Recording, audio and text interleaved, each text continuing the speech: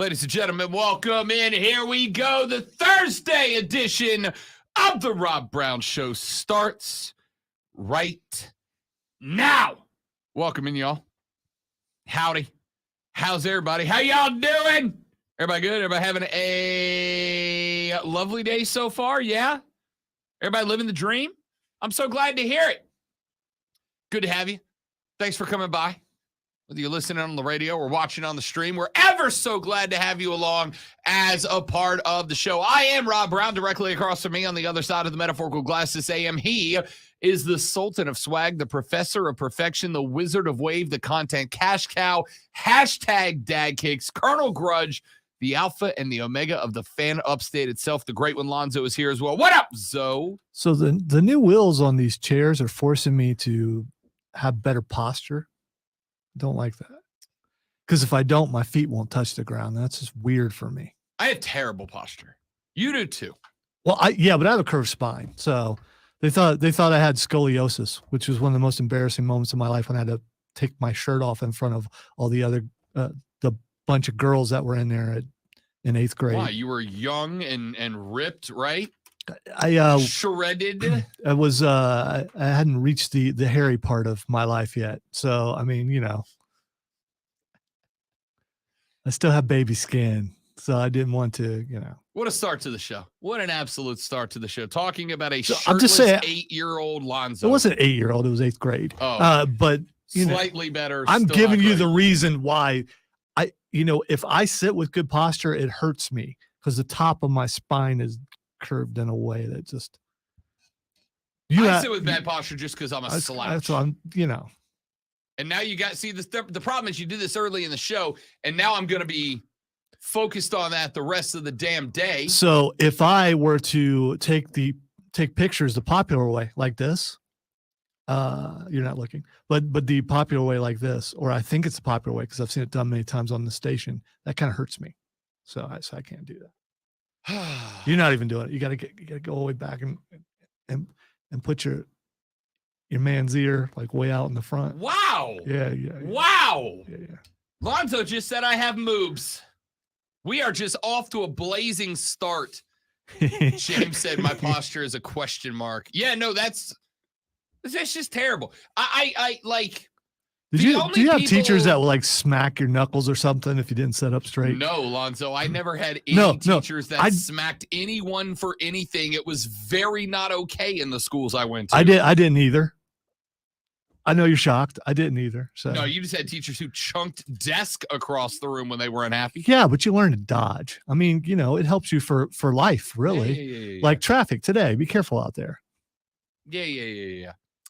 That is a lovely shirt that you're wearing. Yeah, a little Greenville Drive throwback jersey. It looks pretty cool. Doesn't it? It does. You can see it too on YouTube, Facebook, Twitch, and X. Hey, your name's on the back of that. Sure is. Look at that. Sure is. I'm kind of it's not easy being green, but you're pulling it off. I do. I really do. Good night, everybody. We got a lot of stuff to get to on the radio broadcast today, ladies and gentlemen. We've got to talk on the show today. Little Carolina Panthers coming up in about 30 minutes with Rashad Beard, the host of the Panther Nation podcast. Did you see Rashad at practice Saturday? I did not. I didn't know he was there. His partner was there though, because he started following me on Twitter and a couple other people did. So, I was networking. Even from the stands with the halo in full effect and no one sitting next to me, I still was able to make friends. We got Rashad Beard coming up in about 35 minutes or so, give or take. And then in the next hour, we're going to talk. I don't know if anybody else got a chance to watch it. I didn't know that it was being shown. But last night was Carolina Panther Fan Fest. The team hopped on the buses from Spartanburg back up to the CHA and rolled into BOA and had a little demonstration of their camp thus far in front of about 39,000 Carolina fans who showed up on a Wednesday night to watch practice. And not only did I enjoy that very much, I did not know that it was streamed. It was on local television. Oh, that's cool. They used to do something similar with the Fan Fest in Spartanburg. They had bands, they had a stage, because I got to be on that stage one year when Mick Mixon couldn't be there, and it was really cool. And they had a cover band with a guitar. Did you play the guitar? No, but I admired the guy who did, because he can you shred on a guitar? I thought he was. I mean, is that shredding? I don't, because it's shaped like a guitar. but it's not. It's got tar in it. But it's not. I think you can shred on a guitar. I know there are questions out there. Shred on a steel guitar? I've seen some guys that are really good at it. So the fan fest Text line 71307. Can you shred on a Can one guitar? shred on a guitar? 71307 is the carpros.com text line. 71307. Start your text with fan. Jacob from the Berg text in. He said, Rob, happy Thursday. Happy Thursday, big fella. Thanks for listening. Thanks for checking in to the show today. I want to talk a little bit about Fan Fest later in the show, and we'll do that with Rashad, because aside from just getting the opportunity to see extended Bryce Young action, there were things that I very much liked about it, and there were things I didn't. I loved having Steve Smith up there in the box, not just on color, but Steve was running the interviews with Frank Reich and Scott Fitterer and all these different cats that were showing up, which I loved. On the flip side, I kind of felt a little bit cheated, because when I saw that it was streaming and I tuned it in and I started watching it, well, they didn't actually show any football. Like they had the offense out there running red zone plays, and they had the camera zoomed in on Bryce Young. And when I say Bryce Young, I mean just BY. And the camera would zoom in and it would follow BY running the route, and you'd see him throw the ball, but it didn't track the ball. It just stayed on Bryce Young. And then later on, I'm following along and I'm watching along on X. And they're like, Bryce Young just threw an absolute dot to Hayden Hurst in the corner of the end zone for an excellent touchdown pass. Never saw it. Never saw it on the broadcast. I saw a highlight from that on Twitter, or on the X thing. I saw it. Yeah. So there was a lot of good, a lot of bad. We'll talk about that later on in the show. But between here and there, yesterday was a big, big day in the world of conference expansion. It was like one event after the next, after the next, after the next, after the next, after the next, after the next, after the next, after the next, until I went to bed. And even when I went to bed, we were getting thought after thought after opinion after hot take after hot take about what this meant for the world of college football moving forward. And I kind of think we have to get into that now, because the world of college football as we know it, es no más. Now, Florida State is at the center of this entire discussion. There were some comments from the Board of Trustees director that we played for you yesterday on the show. There were some comments yesterday from the president of Florida State University, Richard McCullough. We're going to play those for you. Actually, no, we're not, because they were on a Zoom call. We're going to quote those for you. And then those comments started a cascade of reactions and other thoughts around the Big Ten, around the Big 12, around the Pacific Northwest schools that are in question, around the 3 remaining 4 corner schools that are in question. And I've seen a lot of people trying to tell us what is going to happen next. And I think all of them are missing the forest through the trees. Respectfully, I'm going to explain to you why this is a bluff from FSU. All right?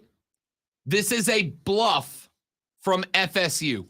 And I'm going to tell you why coming up here in just a minute from right now. We also, later on in the show, I still have not, because we have been slammed up. Listen, I know the market.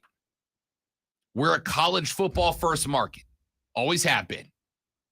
And conference expansion is right now as big of a topic in college football as anything else is to any other sport anywhere at this point in our lives.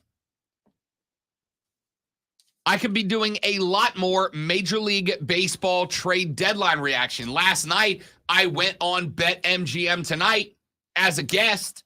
Some of y'all heard me here on the Fan Upstate about 7:20, sitting in with Trista and Nick on BetMGM Tonight. I could do multiple hours of trade deadline reaction, no problem. But the reality is the majority of y'all care more about conference expansion. We've waited almost an entire week for something to, and then this may not be what you're going to talk about, but I think it's because you're a fan of an old coach and you just don't want to talk about it. Jimbo Fisher? Sean Payton. Yeah. So here, you know what? I'll let me get your thoughts on this, though. Genuinely, as the alpha and the omega of the Fan Upstate. There's part of me that's entertained by this. And then there's part of me that's like, I don't think anybody around here cares that much, right? I don't think anybody around here cares that much. I think you're wrong, man. That was a big deal. It really is. And yeah, I don't know why I'm blurry on stream. I feel out of focus, so it's okay. Witness protection. Yeah, it could be. Now I got to do something about my voice.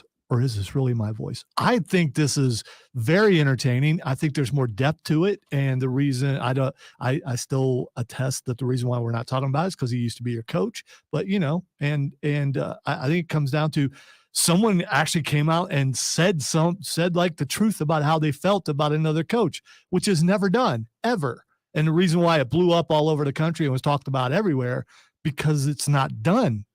You don't do that. A silent rule was broken. I also think, on the other hand, and you've also made someone angry. Do you want to do that? I do think the Aaron Rodgers thing is interesting, and that he sounds angry. And I will tell you that the Jets play the Broncos in Week 5. Lonzo, you may have to place your first sports wager because I'm betting the over. I don't care what it's at. 55, 72. I'm betting the over. Aaron's going for 8 touchdowns. Everyone has talked about how lackadaisical, or quite a few people talk about how. I don't mean to interrupt, but James figured out you're related to Bigfoot. Yeah. That makes sense. Why do you think I defend him so much? Fair enough.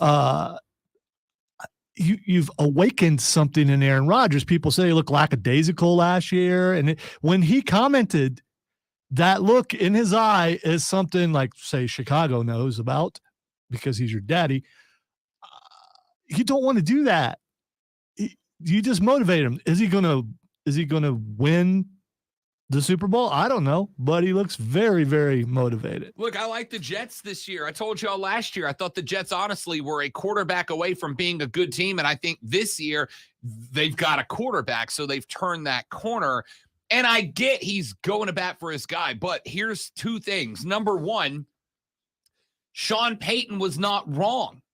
The Denver Broncos were an absolute disaster last year. You're right. Embarrassingly That's bad. the point. It can't really be argued. He was absolutely right, but Right. You don't say that. You don't say in today's society, or even like 20 years ago, you don't say that about another coach, not in the NFL.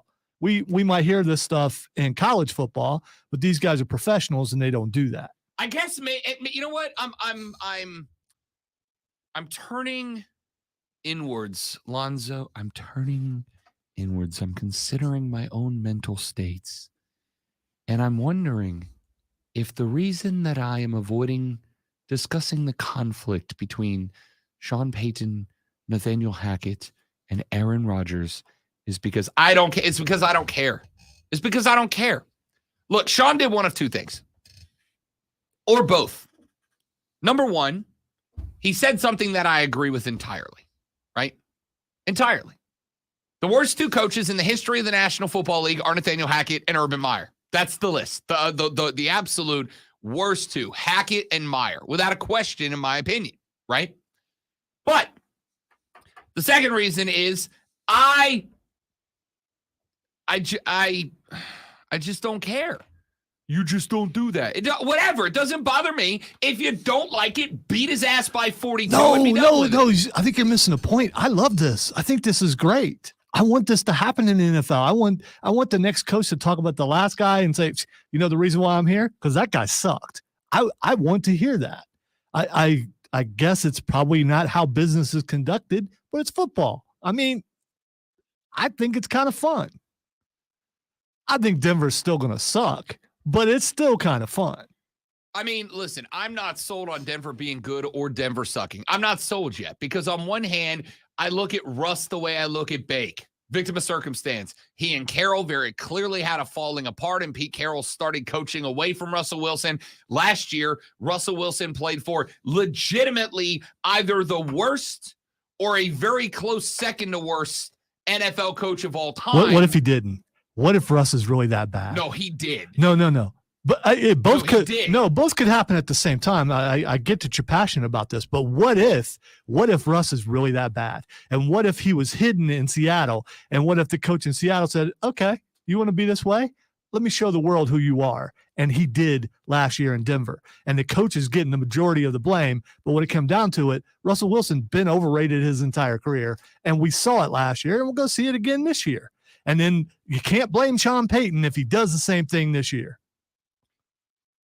You are right. Yes, you are right. But Russell Wilson, Wilson, right, I'm right. Russell Wilson, pardon me. Russell Wilson had a career worst year last year for the Bronx. There can be only one. And I would just went from like Sean Connery to Bane in one sentence. No, well, I mean, at least you were quoting a movie that Sean Connery was in, Highlander. So, I mean, there's that. Russ Wilson went for 3,500 yards, 16 touchdowns last year. The last year was Seattle. 65% completion percentage, 25 touches, 6 picks. The year before that, 68.8 completion percentage, 40 touchdowns, 13 picks, a 105 rating on the year, and that wasn't even his career high QBR. Russell Wilson's not a bad quarterback. Now, I'm not going to argue that Russ hasn't fallen off. Yeah, obviously has. He's getting older. He's been in the league for what was last year, his 11th season, and he's 34. Yeah, he's getting up there. Of course he's fallen off a little bit. But I right now believe that Russ Wilson is a victim of circumstance for playing for an awful coach. That being said, one of two things is Sean Payton doing here. Thing number one is he's doing what Rodgers and others claimed he's doing. That is, he's talking about how in the cellar the Bronx are so that if the Bronx suck this year, he can go, hey, I told you guys this team was awful when I showed up and it was going to take a complete reset. It ain't on me. Or number two, he's pointing out that it really was that atrocious and he's just being factual on a take, which for the record, he is. He is. So I like I said, I guess I just don't really care all that much, with the exception of I now have a reason to drop an entire paycheck on Aaron Rodgers and the Jets hitting the over against the Bronx in week 5. That's a highlight game on the calendar now. That's really all I care about. All right, let's take a break. When we come back, let's take a look at this FSU stuff that I almost said the word broke. I don't know if it broke yesterday. And a lot of it is just hot takes from people. But there were some comments by the president of Florida State, Richard McCulloch. He went to high school. Yeah, I got chastised yesterday when I got home for our talk about Hugh. High school. Yeah, it's like, that's just nasty. Why are you doing that? I had to explain to my wife, I love you, but you're not our demographic. Not and, even. you know, the people who are, they appreciate. It didn't go over well for me, but, you know. Hey, coming up August 19th, Burns High School, week 0, game 1 on the road at North Carolina at High School. All right, let me talk about this Florida State stuff when we come back on the Rob Brown Show in the Fan Upstate. All right, what's up, dudes and dudettes? Yes, Keegan, RVD. It was a sweet kick, man. It was a sweet kick. By the way, Kevin, that's illegal. I can't. I mean, you just Alonzo, are you and Kevin agreeing on something? No. He wants to do $100 bet. First of all, you're trying to do that over online on a national forum, and I just don't think you can do that, and that's like against the law here in South Carolina or something. And plus, I don't have $100, dude. I mean, come on.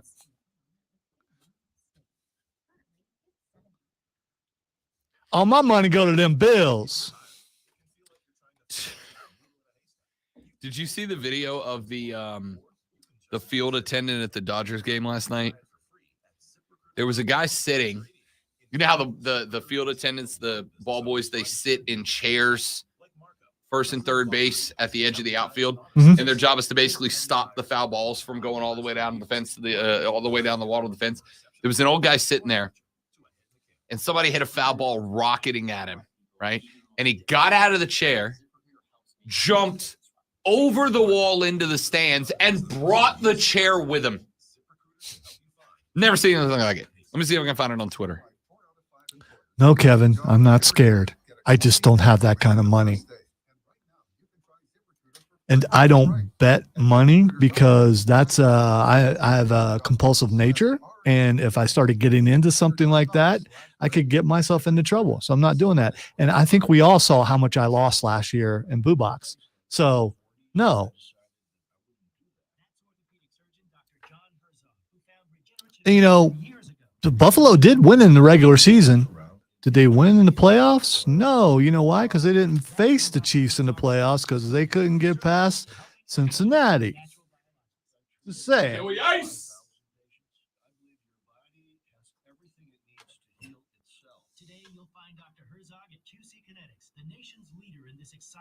I saw that too, James. Man, that looked like that hurt.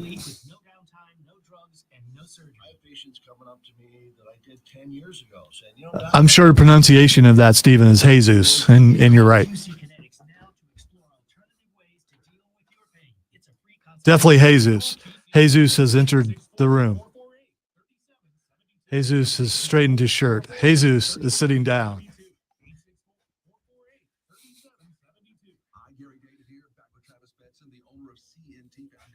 Except I turned water into Monster.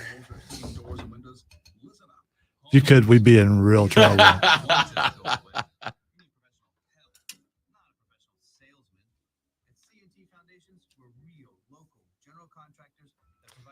Why am I so excited about Best Friends versus Blackpool in a street fight? That's going to be fun. I don't know.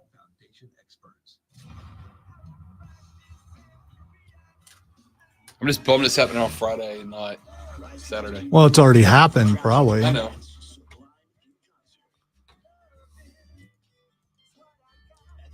You know what's interesting? They film Rampage right after Dynamite. Or Dynamite right after Rampage. No, yeah, Rampage right after Dynamite. It's interesting how little you see on Thursdays and Friday about Dynamite results before the show airs. Oh, I agree. And we were impressive. When we were there in Columbia, they didn't actually say, "Hey, don't tell anybody." Yeah. That I recall. Do you remember them saying that? I don't remember them saying that. So, and even if they did, I mean, I almost kind of think you don't, because if you go, "Hey, don't talk about this," you know, everybody's gonna be like, "Inside scoop." Talk about it. I was filming it on my phone. Everyone's going to see it now. The whole show on my cell phone. Turning water into cold Monster Energy would make you Kyle Christ.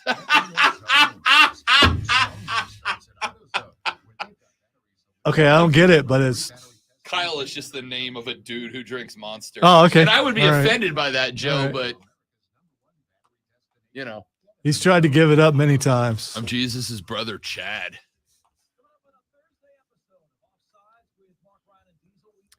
Did you waiting for you to say, yeah, I can actually build stuff. But I can. I do. No, because he was a carpenter's son. Yeah, no, I know. So, you know. I do light woodworking. I'm not a carpenter. Did you see Kelsey with his stash? I am El Travador. Dude, I love that guy.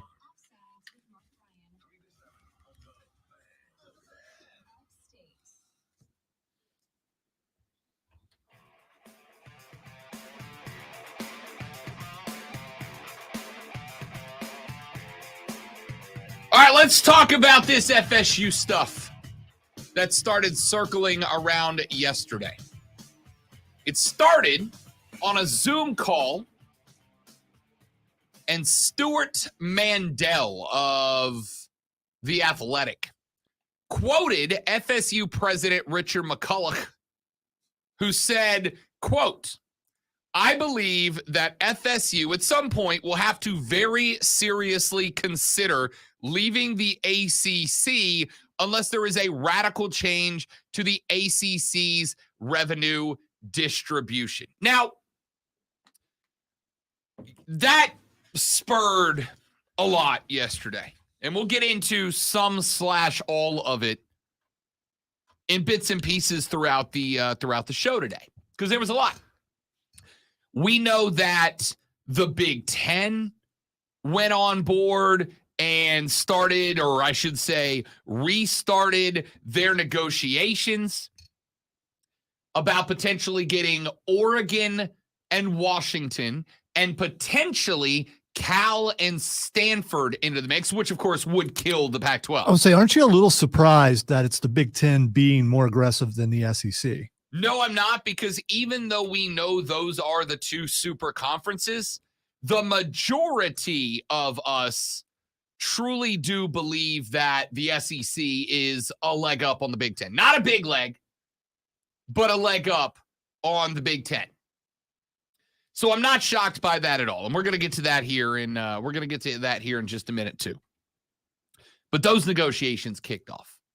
We also heard, or at least I should say, it has been rumored today that Clemson is having internal discussions, not about moving or leaving or changing or anything like that, but is looking at potentially having some sort of press conference either today or later in the week. But none of that, at least not that I've seen yet, has been really thrown up top as we need to go out and get in front of the limelight, right? I think Clemson in this case is very happy to let Florida State kind of be the lead on this, right? Like, I think they're lockstep. I think Clemson and FSU are lockstep in whatever happens. Not to say they'll end in the same destination. I'm saying in terms of their futures with the Atlantic Coast Conference. But I think Clemson is very happy to allow FSU to be the lead on this, to be the ones out front taking all the heat. We'll get to that in just a minute. But you had all the quotes out there from the director of the Board of Trustees for Florida State, from now Randy McCulloch, the president of Florida State. And all of them are pointed but vague, right?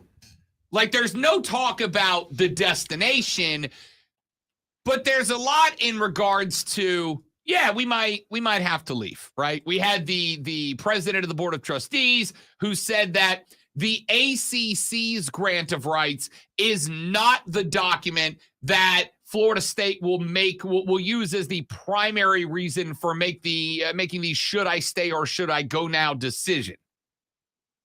And I told you when we talked about that yesterday, the document they're waiting on is likely an invitation from the Big 12, the Big 10, or the SEC.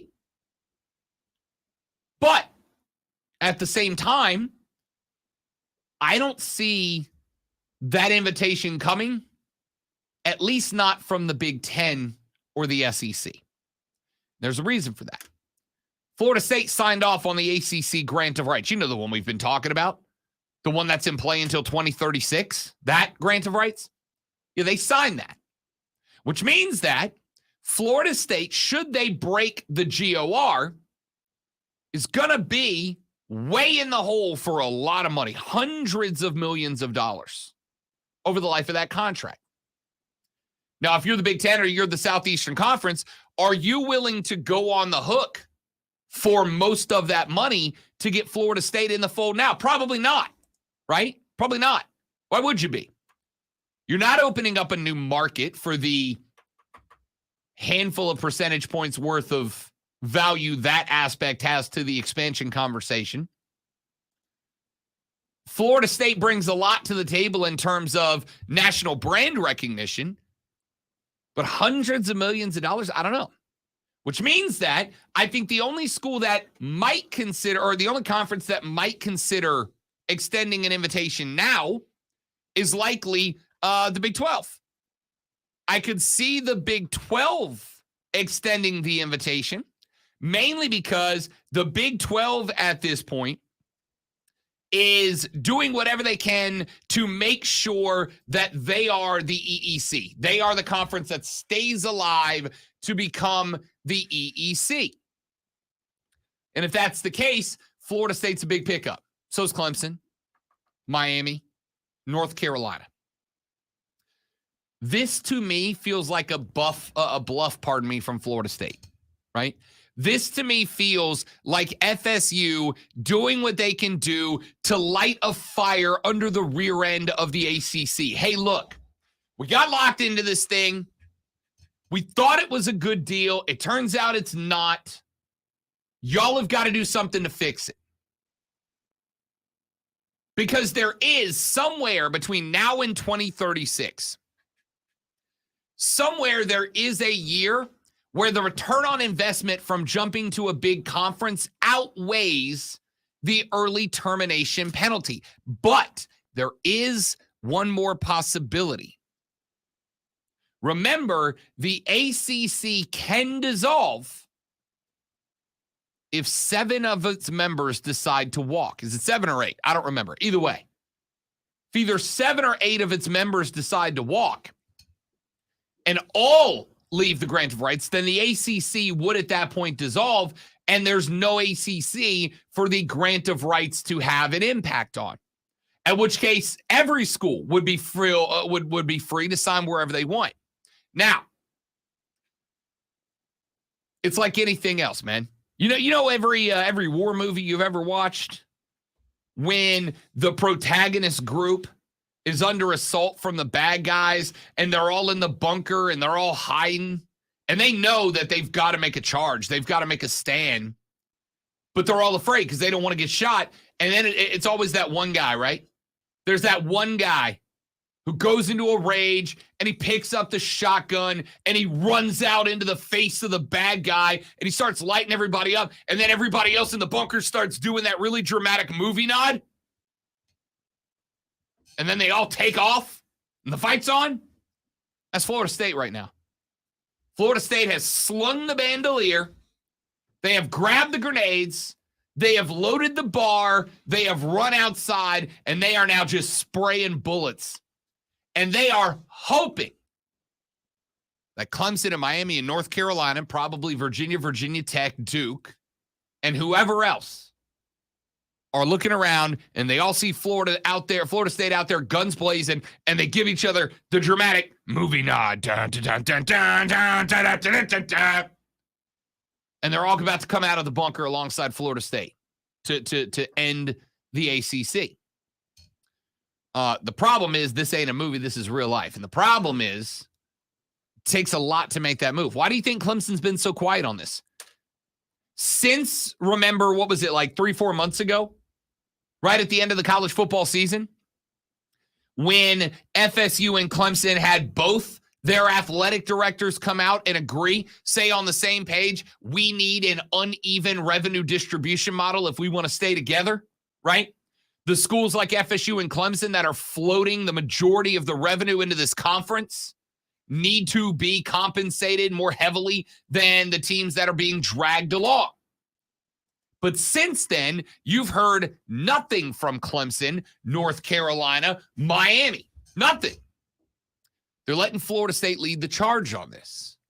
And that's why Florida State had to do something drastic. That is why they have their president and their board of trustees director out in the news the last couple of days saying, yeah, we're thinking about leaving. Do I really think they do that they are? No. I think Florida State is likely looking at it like I do and going, look, either the ACC or the Big 12 is going to form the foundation of what I believe is going to become the EEC, the Everybody Else Conference. Either the members of the Big 12 that are notorious are going to fold into, or whoever's left over from the Big 10 and the SEC, will fold into the ACC, or the other way around. Okay? One of the two. And the ACC, who has, I think, more stability than anybody else, but not as much profitability as everybody else, is going to have to be kicked into gear. But it is very obvious that moves on the outside are not going to kick the ACC into gear. So Florida State is going to try to kick them from the inside. We'll talk more about this, but let's run to a break. When we come back here in just a moment from right now, Rashad Beard is the host of the Panther Nation podcast. He has been down in the Berg, eyeballs on training camp. We will get his thoughts on what has been going right, what has been going wrong for the Carolina Panthers during camp. And then when we come back, we'll get back into this discussion because I don't think there has been a more important discussion in college football since the NIL stuff floated. So we'll return to that later on in the show. My name is Rob Brown. The great one Lonzo is on the other side of the metaphorical glass. Ladies and gentlemen, you're listening to The Rob Brown Show. You're listening to the Fan Upstate.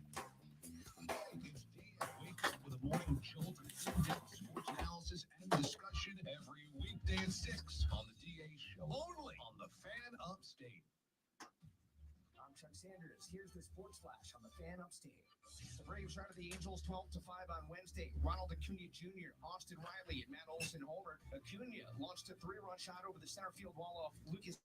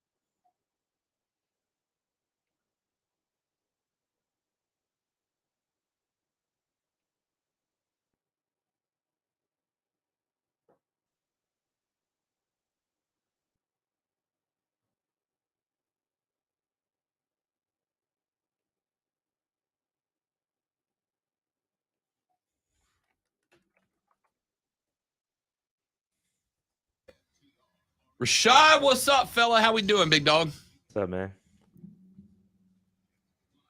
Can you hear me okay? Nope. Yeah. Someone had the Q speaker down. We got you now. What's up, big dog? Good. How was camp, man? Oh, were you at the Fan Fest last night? Yep. It looked dope on TV.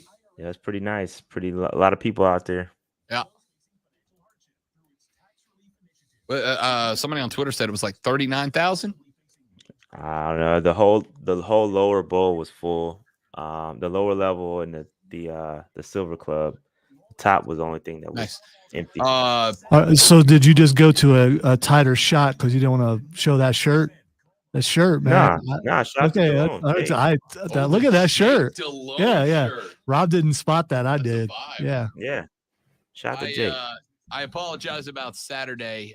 We No, had you slated, good. and then the Panthers came to me and brought us Rucker and Chris Gamble, and that filled up the entire second hour. So I got it's it, not man. that I don't love you, dog, but they brought me Chris Gamble. I had to talk to him. I feel you. Yeah. Now Chris Gamble is somebody when you get that opportunity, you got to take that Oh, because he definitely does not speak much. No, he did not. He was a short answer dude. Yeah, he's tough. He's tough. Haven't seen him in a long time, so that was a good one. That was a good one if you got that.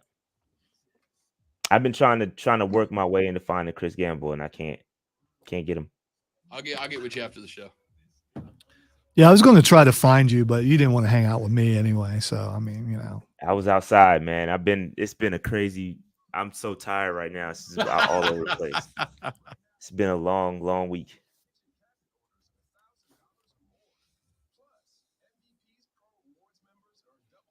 So were you there Saturday? I'm talking about Saturday, and you're talking about last night. Were Yeah, I you was there Saturday? Saturday too. Were you? Yeah, Okay. I have not missed the day. I missed one day at camp, and that was Tuesday. This Tuesday.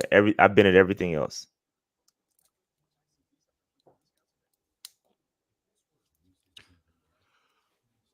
Which stands were you in? Were you in the big ones or the small ones? Nah, I wasn't in the. I was in the big ones, not in the VIP side. The VIP No, side. I was asking because I'm curious about how full the VIP side looked because No, it it's full. looked pretty. It was pretty it was full. It was full. I was on the front row, but it was pretty full. Surprised you didn't see me on the VIP side because no one was sitting next to me. It's weird. I thought it was probably. Were you in the media section? Yeah, I was in the VIP section actually. Yeah, but I think there were family and friends over there too. And yeah, then there were two VIP sections. There was lower, and then there was the one above it. And I was in the one above it, like a couple rows up. Yeah, nobody was up there. No, where I was, everybody was there. So I didn't go up, but got you. Everybody's around me except for like 3 feet to my right and 2 feet to my left. And I shower, but people just don't want to sit next to me. I don't get it. I don't. I shouldn't complain because, I got room, but.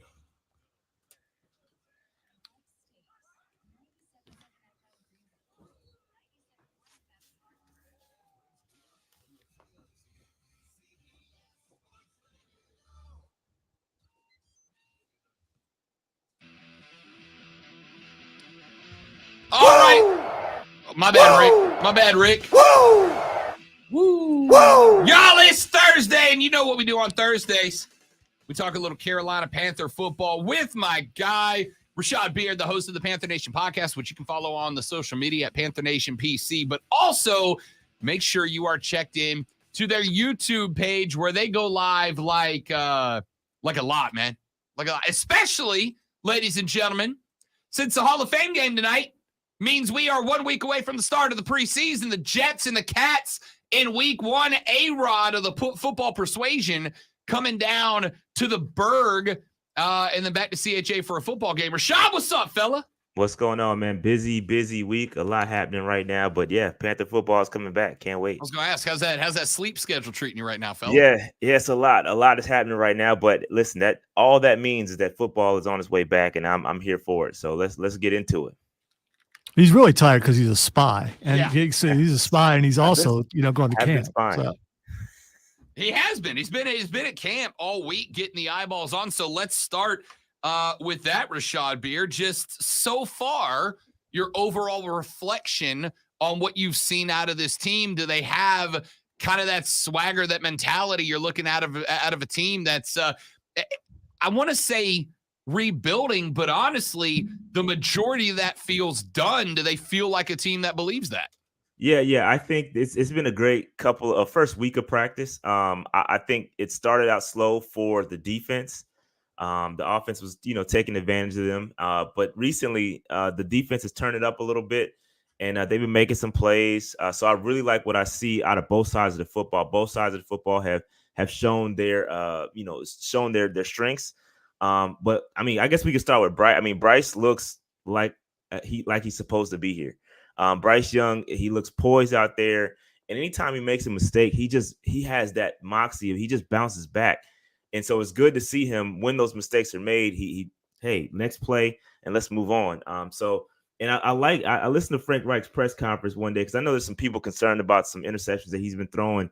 And Frank just said, "Hey, man, this is where we're trying things. We're trying to put the football in places, and we're experimenting. So we're testing the boundaries of what we can and can't do. So people don't need to overreact with the interceptions. It is what it is. I like them happening now in practice and not happening in the game. So let's take those interceptions with a grain of salt. But the weapons around them look great, man. DJ Chark is the real deal. If you follow on Twitter, you've seen all the DJ Chark highlights. Man, he's way. I mean, if he stays healthy, I know we talked about that, but if he stays healthy, he's going to be a serious problem. Laviska Shenault is another surprising guy. I mean, he's taking some reps in the backfield, really good receiving reps. He's could be another one to watch. So overall, man, from the offense, really good. Offensive line, a little dinged up. Obviously, no Austin Corbett, so they're kind of trying to gel. But overall, I'm not disappointed in anything I've seen so far in training camp.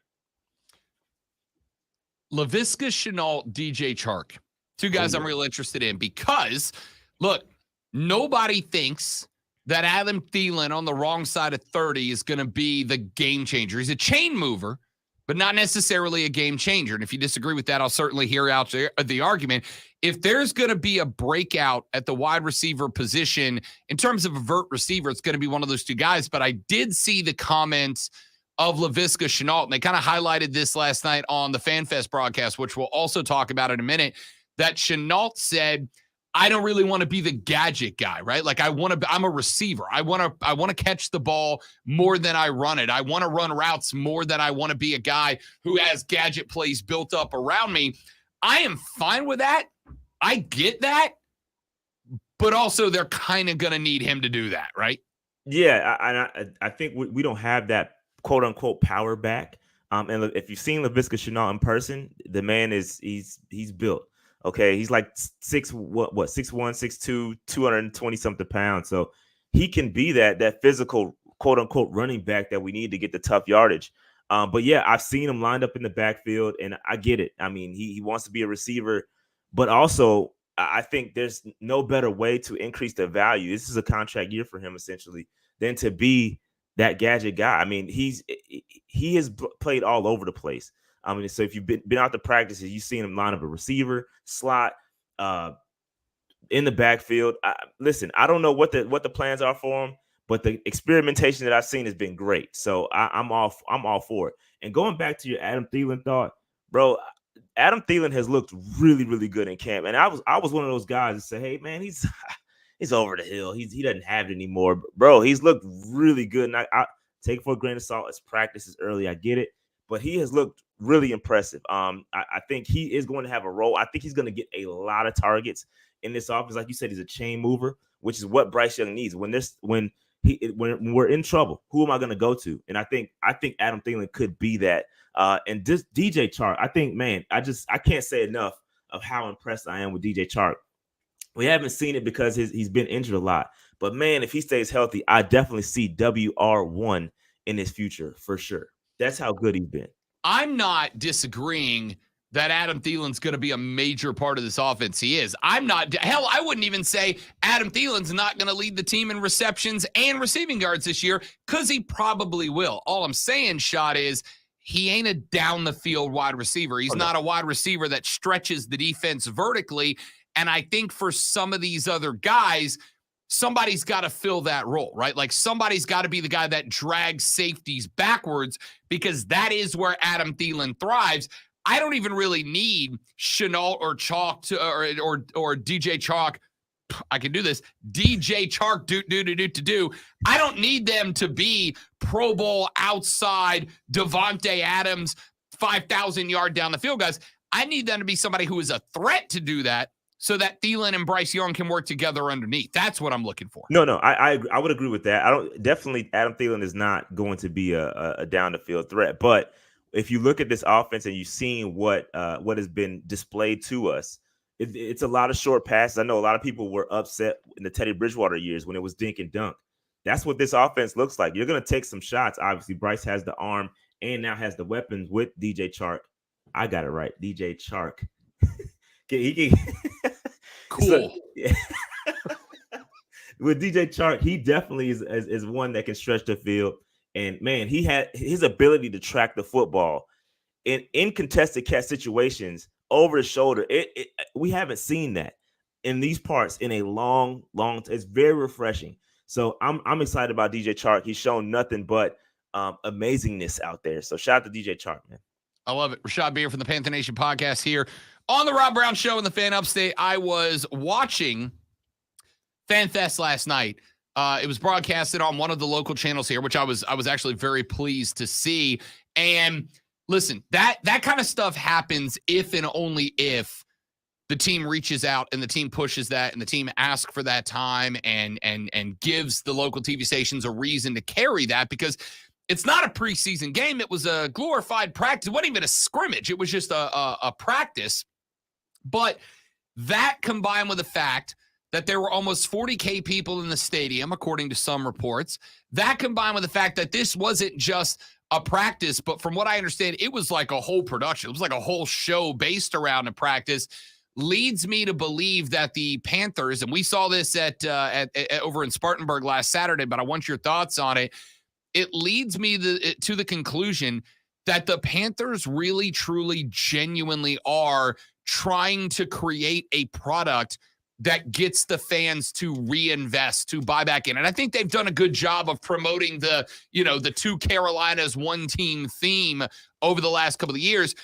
But it feels like the team itself, the franchise, Rashad, is trying to and maybe succeeding in matching the optimistic energy of the fan base. And to me, the foundation of a lot of the best NFL clubs, they really kind of start with that. It's not just about the team itself, but it's about let's create an atmosphere and environment where even if things get a little squirrely early, because they could, right? Like I could see the Panthers going like 3-5, 3-6 in the first 8 or 9. Back end's much easier. But even if things get squirrely, the team has to be working now to build that excitement and energy to keep people invested through the hard times until BY's era truly starts. Was that the vibe coming out of FanFest last night? Yeah, I've been to a lot of fan fests. I've been around the block for a long time, and I definitely, you can feel it. You can feel it for sure. You see a lot of 9 jerseys out there. There's a lot of excitement around Bryce Young. We finally have a quarterback in place since, that we haven't had since Cam Newton, and we all know what Cam Newton brought. And when Cam Newton was here, you're starting to get those feels back. And I can just tell you, like, even when it comes to like getting autographs and things like that in Spartanburg after practices, I mean, he's getting chased. Like he is the quote unquote savior for the Carolinas right now. And I do believe that the team is trying to match that. They understand, hey, we got something good here. And it's not just about Bryce; it's about everything else, like the defense, the weapons that we brought in. This whole the coaching staff, everything is starting to trend in our direction. You can even turn on ESPN or some other channel and be like, you can now see that, dude. Everybody's picking us, even to win a division. I don't know, Rob. You probably don't want to hear that, but that's what's happening right now. Like, yeah, he's not picking. Rashad. He's not doing it. The energy, Rashad, my guy, come on. I love you like a brother, and you know that. But no, not everybody is picking you to win the division, dude. A lot of people are. I accept a lot of people. Not everybody. Not everybody. Okay. A little facetious there, but a lot of people are picking. A lot of people are picking the Panthers. So just to go back to your point, yes, it's the energy is here. The vibes are here. I'm feeling it. Everybody's feeling it, and I'm happy. Everybody wins when the Panthers win. So I'm here for it. Rashad Beard hosts the Panther Nation podcast. Make sure you are subscribed to the Panther Nation podcast on YouTube, where Rashad says a lot of really smart things, and then things like everybody's picking the Panthers, despite the fact that the people in Vegas definitely aren't. Well, I'm not either. To be fair, I'm just telling you what other people are saying. There it is. I don't listen. I'm a realist. I keep it real. So I'm just telling you what I'm seeing out there. But yeah, man, I think we're gonna be just fine. Though we could surprise you though, and if we do, I wouldn't be shocked. I'll see you for Monday Night Football, big dog. Absolutely. There it is. Absolutely. Rashad Beard for the Panther Nation podcast. Again, follow them on Twitter at Panther Nation PC, but more importantly on YouTube. We'll see you next week, big dog. All right, guys. Later on. That is Rashad Beard. Make sure you check them out again on YouTube and on Twitter. Panther Nation PC on Twitter, Panther Nation Podcast on YouTube. We are back after this with more conference expansion talk on the Rob Brown Show in the Fan Upstate.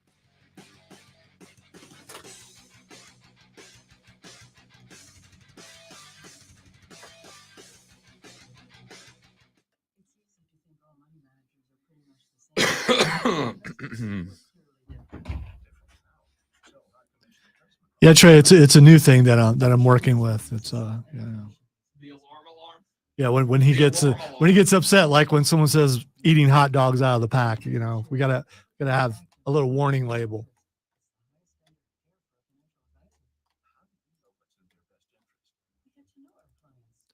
And it may seem unfair to everyone that I have this and he doesn't, but he does have it. He's just not using it.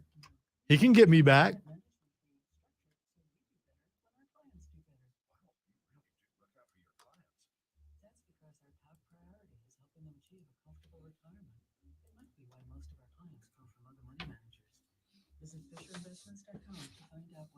But I have an unfair advantage in sarcasm. So, you know.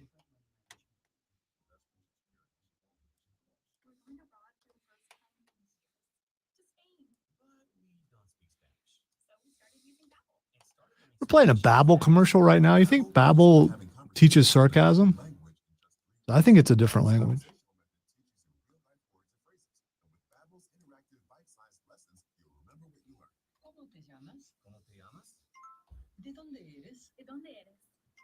When you learn a language, you want to actually use it. Babbel is designed with that goal in mind. In just 3 weeks, we're starting to have conversations in Spanish. Estoy muy emocionado para ir a España contigo. Aw, he just said, I'm very excited to go to Spain with you. Vamos a tener mucha diversión. And that means we're going to have so much fun. Sí. Gracias, Babbel. Babbel, language for life. Celebrating 10 million subscriptions sold. Now try Babbel for free at Babbel.com. Just go to Babbel.com and start learning a new language today. That's Babbel.com. Babbel.com. Golfers, summer is here, and there's no better way to get on the course than with the Upstate Golf Card. For just $99, you'll get access to premier Upstate courses like the Preserve at Verde, the Club at Brookstone, Carolina Springs, Greer Golf, Links at Tryon, and more. Grab your course. Were you like listening to country music in the hall? No, a buddy of mine sent me a interesting take on grilling a tomahawk steak. I've been really wanting to get into trying a tomahawk. What the heck is Grill a tomahawk what's yet. a tomahawk? It's just a T-bone with the bone left in. How's that not just a T-bone? It's just a cool look. It's just a different look. It's, Okay, it's all right. So you're cutting part of the meat off? No. Okay. Hang on, I'll show you. Because if you're doing that, then I'm not interested.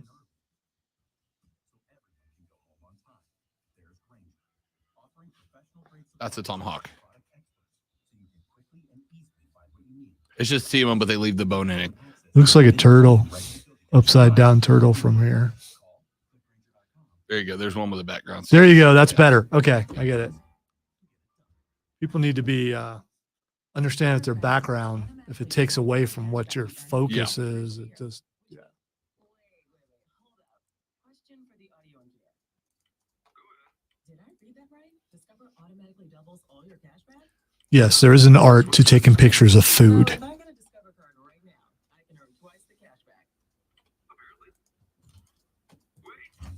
Unlimited first-year cashback match only from Discover. See terms and learn more at discover.com/match. The Rob Brown Show, now 19. We're talking with Darby Allin from All Elite Wrestling. One other thing I've loved about this company is how great of a job that AEW does with taking true veterans in this industry, utilizing them and their experience to bring along the next generation of talent. How big has it been for you to be able to bounce your stuff off of them, get their wisdom while still being Darby Allin? It's a great feeling, man, what you're saying with AEW showing the legends the respect. Because, you know, a lot of places I feel like just use people up and spit them out and they're left with nothing. So it's pretty cool that AEW has these guys' backs. And as a wrestler myself, you feel safe growing in this company. You feel safe being around for a long time because you know you're always going to be treated with respect. Learning from these guys is like an awesome feeling, and I look up to them so much because they've been in the business for like 40-some years, you know. So if you say you can't learn something from these guys, you're wrong.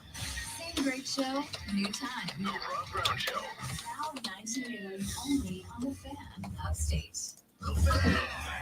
Gable's in first break. Gable's in the first break. Skrilla, yes, I unfortunately will be out for the game on Saturday. And I know that Joey B and Jack will not be there either because they will be with me for that game. So sorry, buddy. Shit fell out of my pen again. And I can't find it.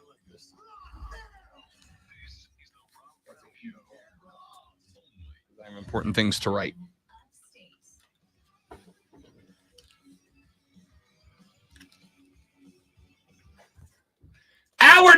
host of the Rob Brown Show goes now, ladies and gentlemen. This is the Fan Upstate. Howdy, y'all. Welcome back. Good to have you. Thanks to Rashad Beard for joining us, as he does every Thursday in that last segment. Real good stuff. We're going to come back to that here in just a couple of minutes on the show, because I want to talk more about that Fan Fest. But before we do, I want to go back to the conference expansion talk, because yesterday it got very hot and heavy, and it all centered around the Seminoles of Florida State. Their Board of Trustees president or director, whatever his title is, on Tuesday had some comments that caught the ear of a lot of people in the game. Then yesterday, the president of Florida State University, Richard McCulloch, came out and had some comments about potential expansion as well. And it impacts everybody. It impacts the SEC and the Big Ten.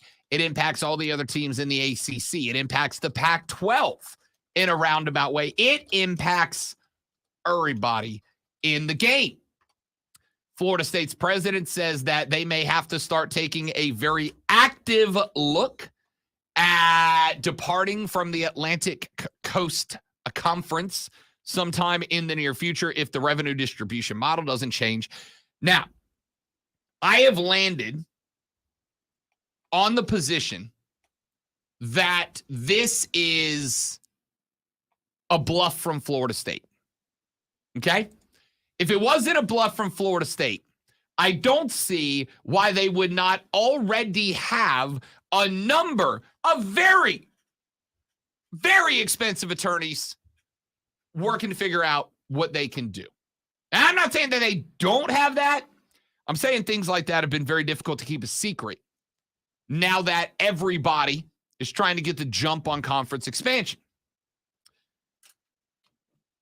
I'm not saying that FSU is lying. I'm saying they're bluffing. They may very well not be. But I think there are multiple reasons that FSU would bluff.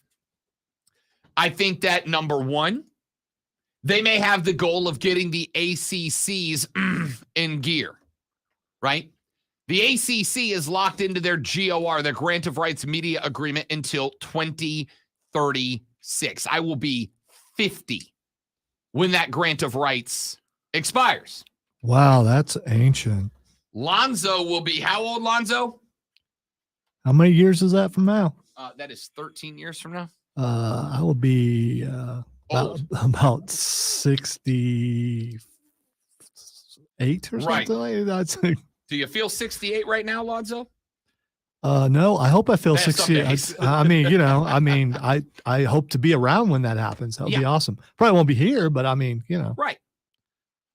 I will be out in some pasture somewhere at that moment. So if the ACC wants to up the distribution, whether it's the overall money or to have enough to go to the uneven distribution model and still have enough for the NC States and the Pitts and the Syracuses, they're going to have to figure out a way to renegotiate the GOR and do it sooner rather than later.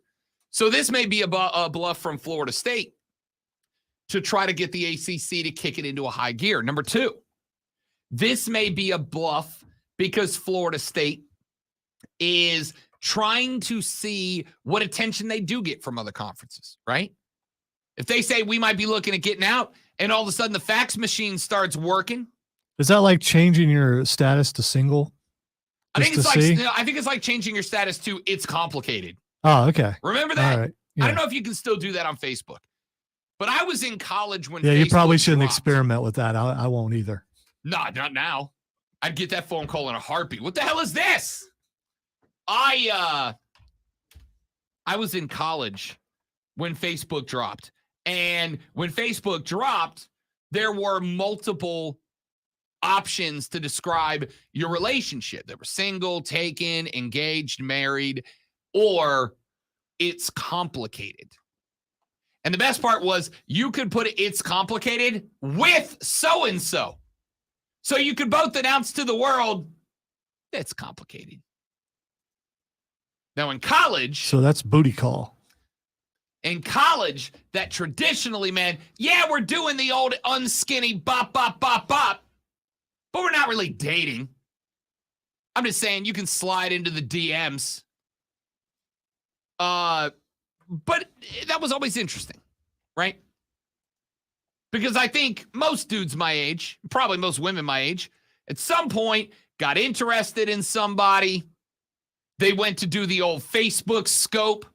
They checked in and they saw it's complicated as a relationship status. And that either meant A, let's go for the crazy one, or B, nope, not happening. So I think Florida State changed its Facebook profile to it's complicated yesterday. And the reason they might do that is because while definitely not Rob Brown ever did this, a lot of fellas, when they saw a girl with it's complicated as the Facebook status, that meant hammer down the accelerator and try twice as hard, right? Try to prove to her that, yeah, girl, it might be complicated with him, but it won't be complicated with me.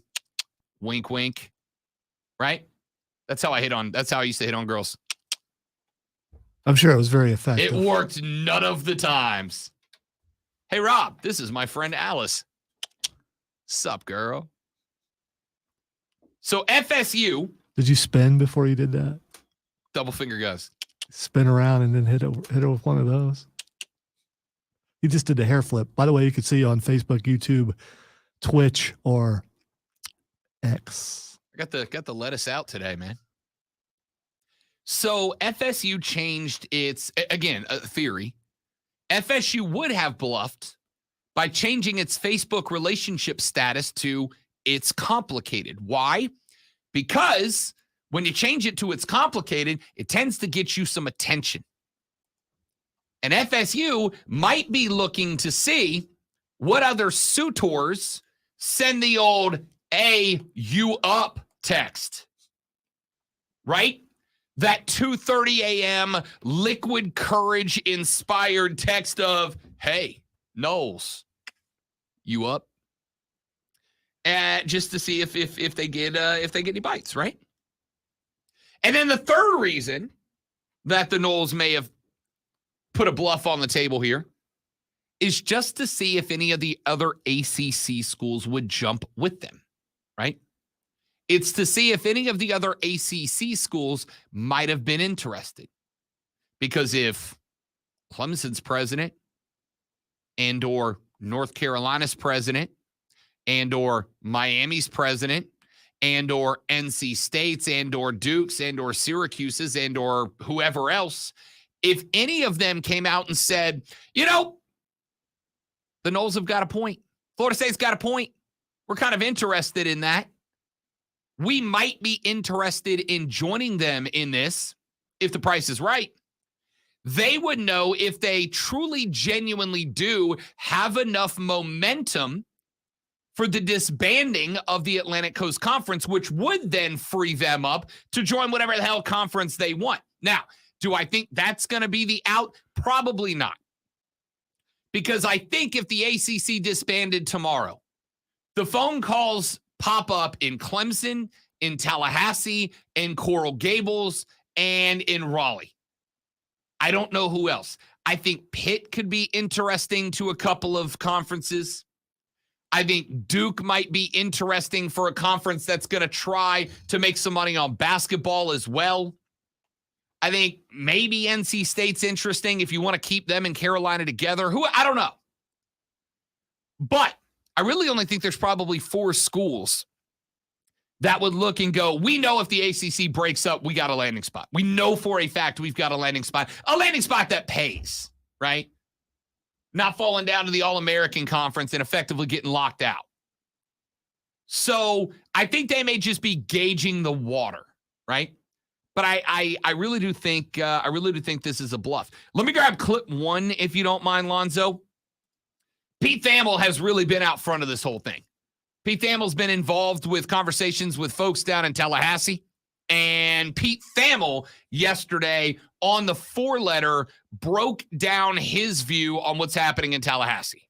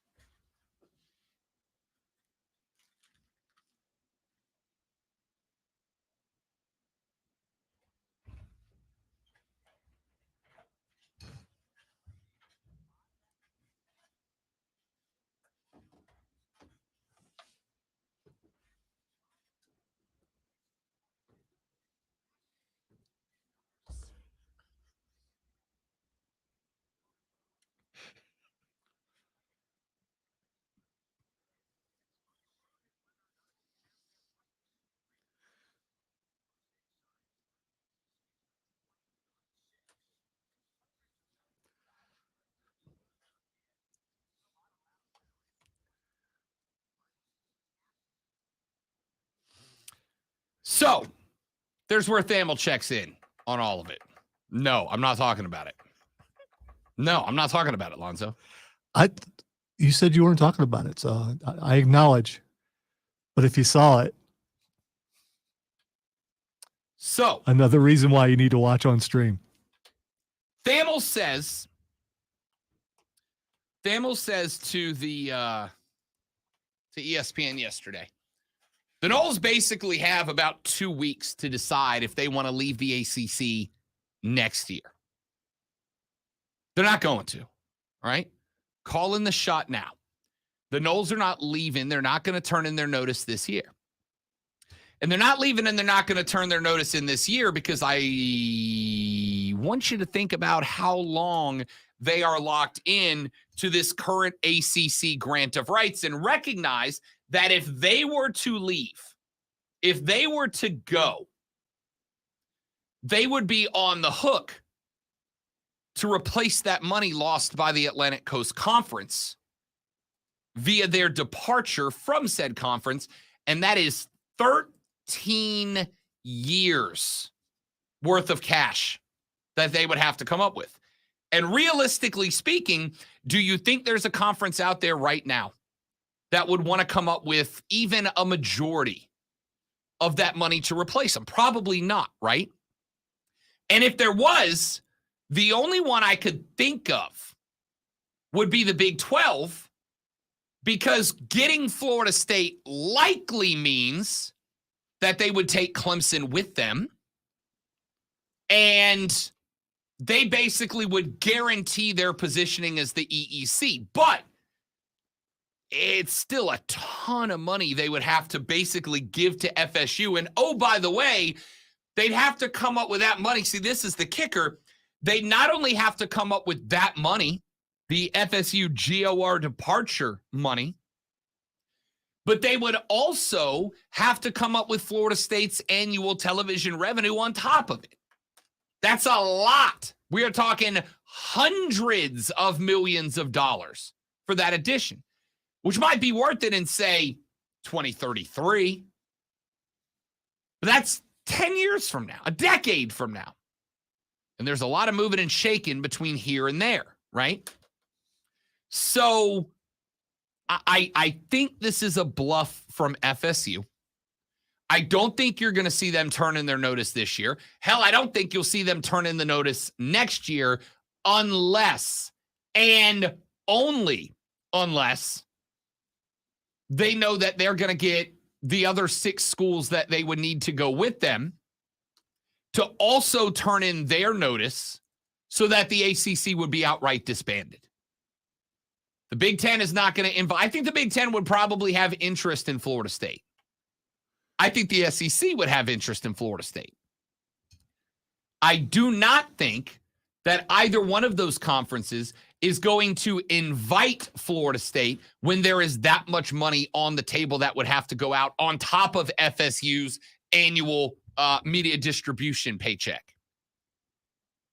So I think it's a bluff.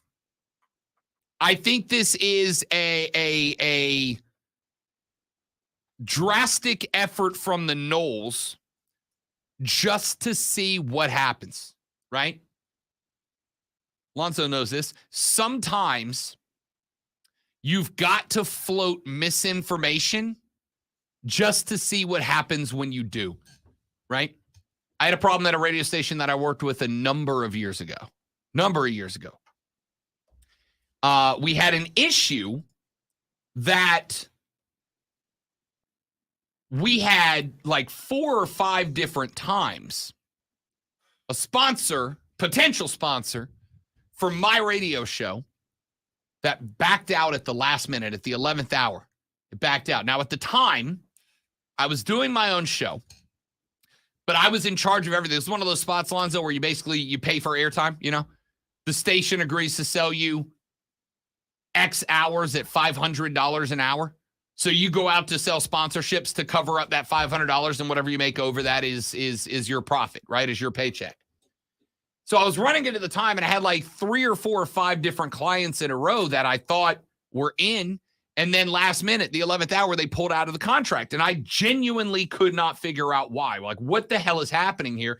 So then I went in front of the studio, in front of the station, and because at this point I had kind of figured out, okay, someone here is getting an idea of who I'm going to talk to and talking to them before I do. So I floated a potential client that was not a client at all. And then like 2 days later, I got a call from them and they were like, hey, why are we getting calls from your station telling us not to advertise with you when we don't know who you are? And I said, oh, can you tell me who told you that? And they were like, yeah, it was so-and-so. And it was a guy that I had brought on to be a sales rep who was going out and telling clients that I had sold myself on not to sign with me. And I figured out later it was because he had cut a deal with somebody else at the station to move over from my show to their show and sell their show. And so he was basically putting off all these other clients to build a roster. So when he moved to the other show, he'd already have like 5 or 6 clients built in to go sell, right? So I had to lie. I had to build some misinformation out there to find out who the rat was. And I found out who the rat was. And let's just say they had a nice little career going in radio. And it was a shame something bad happened to it. Okay? Just a real shame. So sometimes you got to spread that misinformation. I'm not saying that it is 100% out of the realm of reality that Florida State truly is considering and taking steps toward departing the ACC. What I'm saying is, off the top of my head, I came up with 3 different possibilities, situations, realities where it would make sense for FSU to bluff about a departure just to see what happened. They want to see what happens with the Atlantic Coast Conference's leadership. Do they start taking steps and incentivizing updating the GOR? Number 2, do they wait by the fax machine to see if the SEC, Big 10, or Big 12 send that, hey, you up text to them, knowing that they're on the market because it's complicated? Or do they get some phone calls from other schools? The presidents and other other schools in the ACC call them and go, hey, Knowles, we don't want to say this publicly, but if you're ready to get out, we're ready to get out. If you can get the 5 or the 4 or the 3 or the 2 or the 1 other schools necessary to sign the document that disbands the ACC, then we will sign it with you and we can go ahead and move on. And I think any of those 3 of those are more realistic than the Knowles being able to move in the next 48 months. But we'll see. All right. Phone line's open for you. 844-326-3663. 844-326-3663. The carpro.com text line is open at 71307. 71307. Start your text with FAN, F-A-N, FAN, F-A-N, and we'll read them on the air. What are your thoughts on all of this? A lot of news in the world of college football conference expansion yesterday. And, Lonzo, I don't know, man, like scrolling the X. Yeah. Is it the X? Is it just scrolling X? Is it scrolling the X? Well, NX? I guess it's just scrolling X. Is it just scrolling? Because if you're scrolling the X, that sounds like we're doing drugs. Let's be real. No, I'm totally scrolling X. No, but dude. if you're scrolling the X, it's like people are, why are you checking on you're not with her anymore. Why are you looking? That's true. That's true. I just feel like scrolling X feels like a loose narcotics reference, you know? Dude, you gonna come over later and scroll some X, bro? Maybe scrolling the X posts. I don't know. Elon, just leave it Twitter. You can't say checking out the X. The way, I mean, there's a lot of things you can't say because it sounds like it's something else. For the record, when I go to that website, it is still twitter.com. That website is still twitter.com. Just so we're all clear. I feel like I'm calling it Twitter until that website does not exist anymore. All right. Let's take a break. I am looking for your thoughts at Taz Hawkeye on Twitter has tweeted the radio broadcast. Taz said it's a last-minute Hail Mary to have ESPN follow through on verbal promises. Based on how this is going, I hope ESPN increases payouts. But knowing Disney's money problems, I expect ESPN wants to shut down the ACC contract. So, interesting thought from Taz Hawkeye. I appreciate that tweet. I want your thoughts as well. Clemson fans, this impacts you. My question for you is, how? How do you think this FSU stuff impacts you? Because it does. I just don't know how strongly. We'll talk about it more later on in the show. Let's talk some more Panther football and their fan fest last night. When we come back, Rob Lonzo and you on the Rob Brown Show on the Fan Upstate. All right, guys, I got a live read. Stay right there. We will be right back.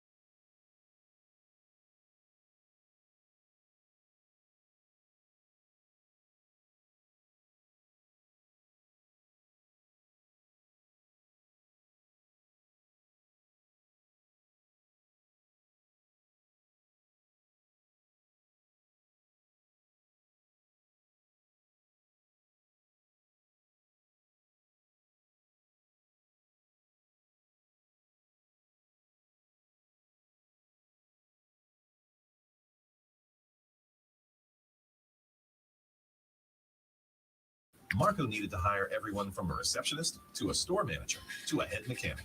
ZipRecruiter helps me find all the right people, even the most difficult jobs to fill. ZipRecruiter helps me keep my business running. Take it from Marco and millions of other businesses who've used ZipRecruiter. ZipRecruiter can help you find the needle in the haystack. See why 4 out of 5 employers who post a job on ZipRecruiter get a quality candidate within the first day. And right now, you can try ZipRecruiter for free. That's right, free at ZipRecruiter.com/radio. That's ZipRecruiter.com/RADIO. ZipRecruiter.com. Gaelic. Oh, what's it called? It's been years in the making, and now the most epic comic and game store is finally here. Borderlands Comics and Yeah. Games. Reimagined, bigger It's like and better lacrosse, than before. but This it actually hurts. shop has been bringing the best in comics, manga, and What's it games called? for 3 decades. You told me what it's See us at called. our new enormous location at 410 South Pleasantburg. Live the Borderlands experience for yourself. We have gone to a whole new level. Hurling. Find us on Facebook and Instagram. I think you do more damage with that than you could have bat. Oh, yeah. Borderlands Comics and Games. Read, build, Especially if you turn it sideways. benefiting upstate Carolina. Adaptive Golf is Friday, September 22nd at the Foundry at Judson Mill in downtown Greenville. Treat your taste buds to over 100 bourbons and bacon-inspired food from many restaurants. Tickets at bourbonandbaconfest.com. Sponsored by Irish Spring, the fresh scent. Talk to other people. No one wants to take the bus, by the way. Irish Spring Suds. So I'm guessing that has Yeah, I don't gone think it's away. gonna 'cause I happen. haven't- Irish Spring. When the spring hits you, you're ready. Pick up Irish Spring at your local retailer today. Mark Ryan tells it like it is. Coming up on a Thursday episode of Offsides with Mark Ryan and Diesel, we will give you our division winners, all 8 divisions in the National Football League. Thought they were doing that yesterday. Teams in college football actually have a chance to make the CFP this year. We'll tackle that and give you the Hoop Plus, the ACC and 4. SEC team preview series, and so much Only more. 4 have a chance to make the CFP. So it's only 4. Offsides with Next year it'd be 12. Upstate. Listen on the Odyssey app. Search the Fan Upstate.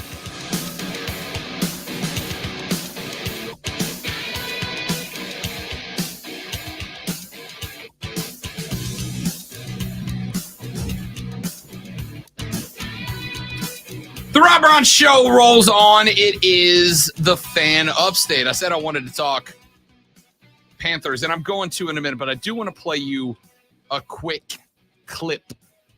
We go to clip 1A, if you don't mind, Lonzo. I am playing this for 2 reasons.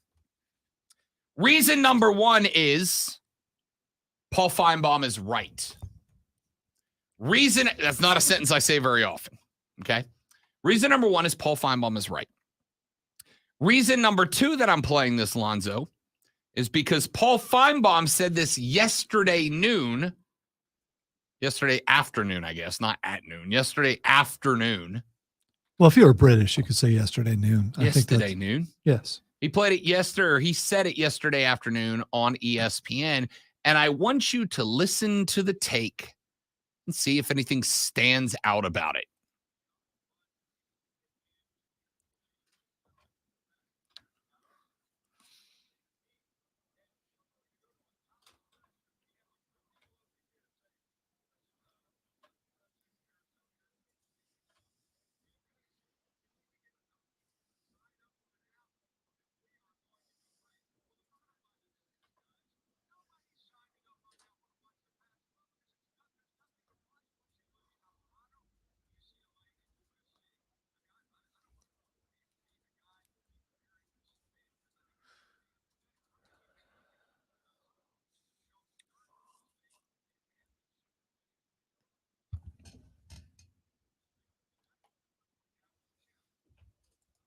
Anything jump out about that to you, Lonzo?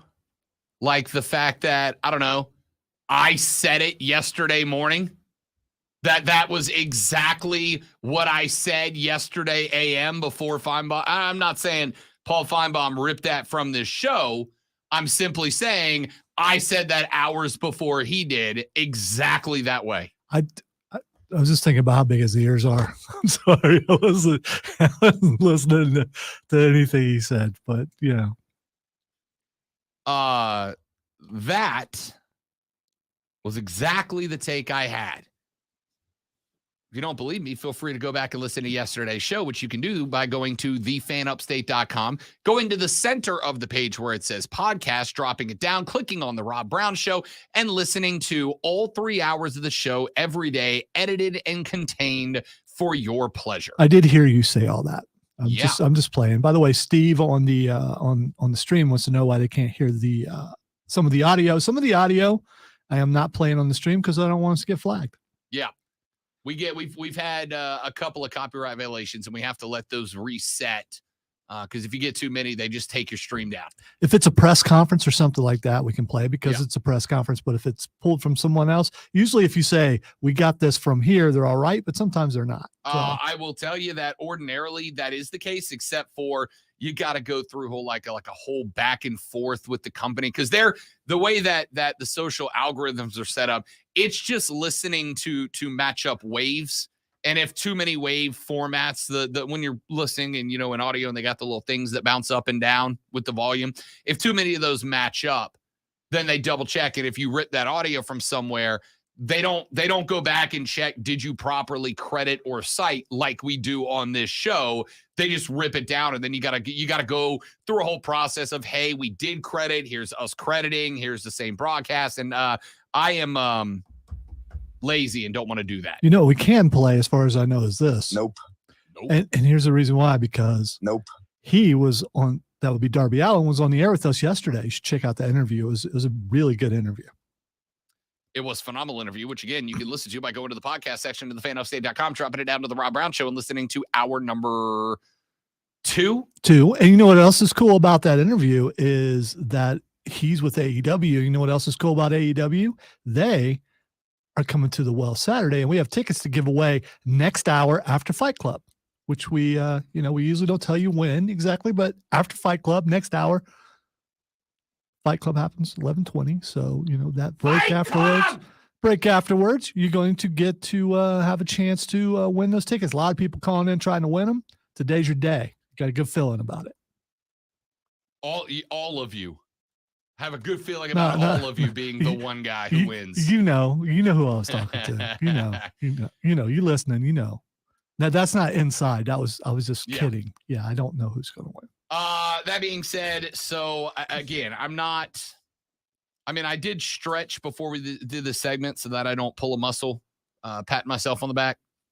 But yes, what Feinbaum just said, and you'll remember I said it if you were listening to the show, because how I phrased it was, if I can join this conference over here, that pays me X dollars. Or I can go to this conference over here that pays me X minus Y dollars. And the only way to possibly get to X is to go sell door-to-door candy bars. I'm just going to go to the conference that sells me more or that pays me more without having to sell, right?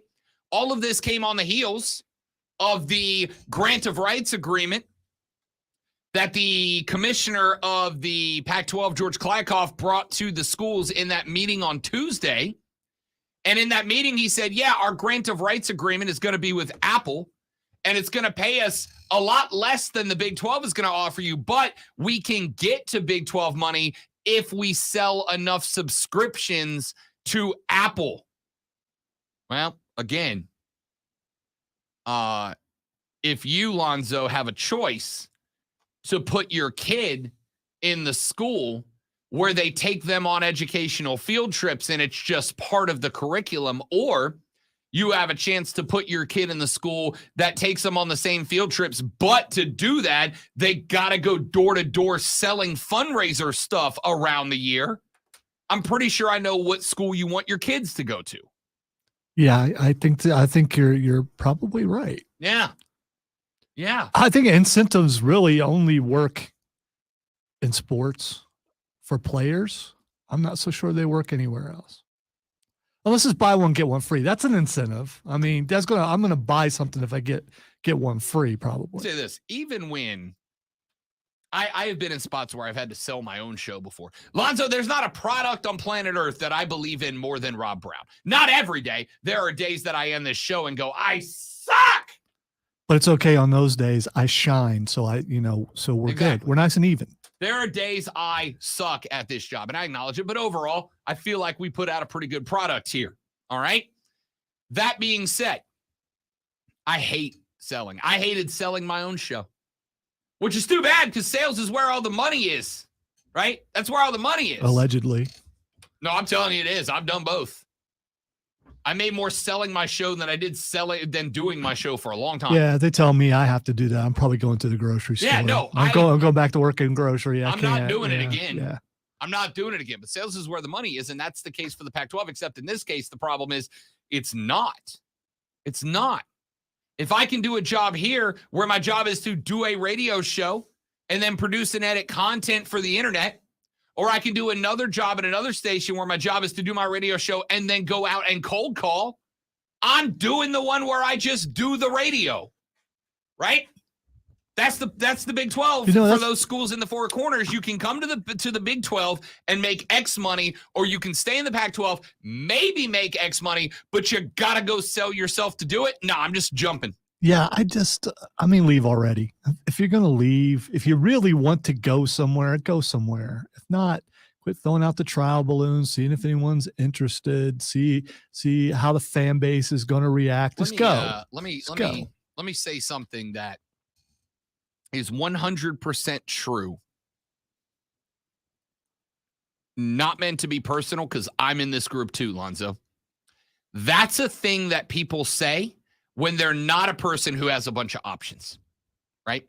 When Rob Brown was in the dating pool after his college years, all right, in college, I was kind of a dude. But after I got out of college, and when I got out of college and that didn't work anymore, right? Because I couldn't invite her out to my intramural flag football game and blow her away with my uber athleticism. When I just became another overweight dude past his prime and didn't work anymore, I didn't really get a woman interested in me and then be able to go, yeah, I like you, but like, I'm just kind of feeling it out, right? Because it's like, oh, there's a girl interested in me. I gotta go on a date. I just gotta see, right? If you're a pretty person, I used to be a pretty person. All right, you're talking to me now. Okay. Right. Yeah. If you're a pretty person and you have people lined up to hang out with you, whether it's for romantic purposes, for purely physical purposes, right? Pretty people get stuff handed to them. Hell yeah, they get free stuff all the time. Hell yeah, they do. Of course they do. Pretty people don't have to work. Their work is keep being pretty, right?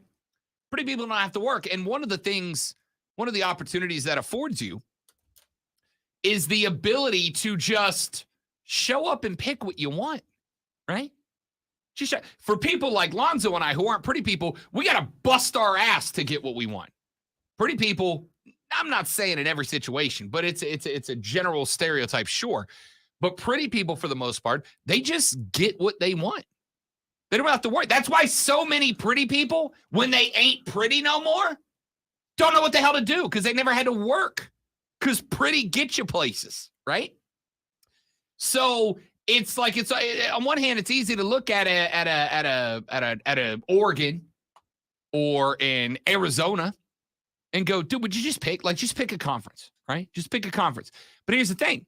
Why would I pick a conference, Lonzo, when I've got multiple conferences all throwing themselves at me, right? Why would the hot chick just pick a boyfriend already? Why? Every time they go out, can I buy you a drink? Can I buy you dinner? Can I take you to Mexico? You want to go on my yacht? You want to do that? It was super frustrating. I was the mid-major in my dating pool. Like, yeah, it's worth paying attention to, I guess.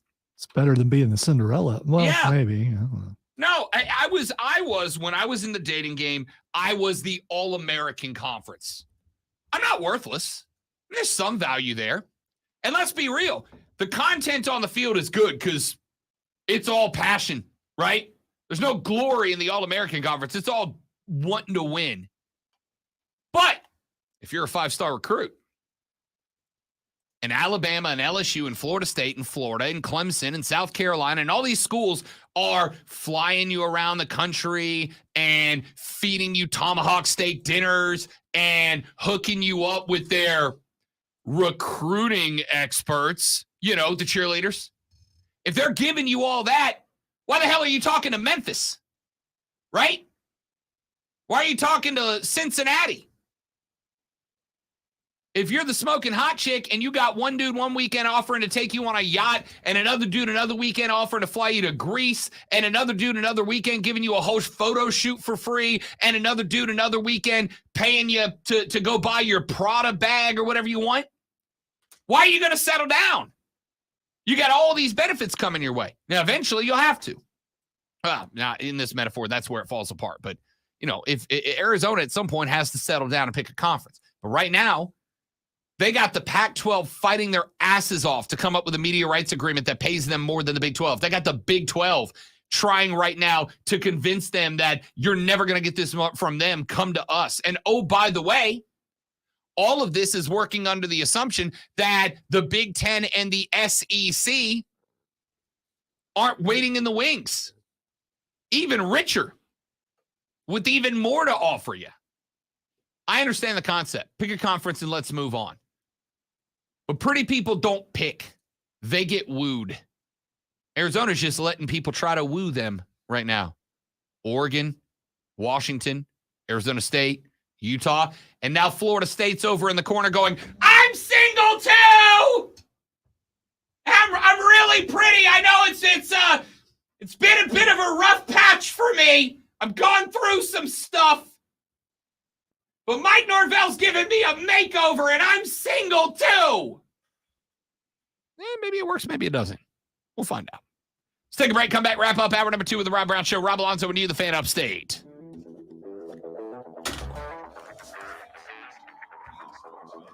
All right. I'm going to have to buy another one.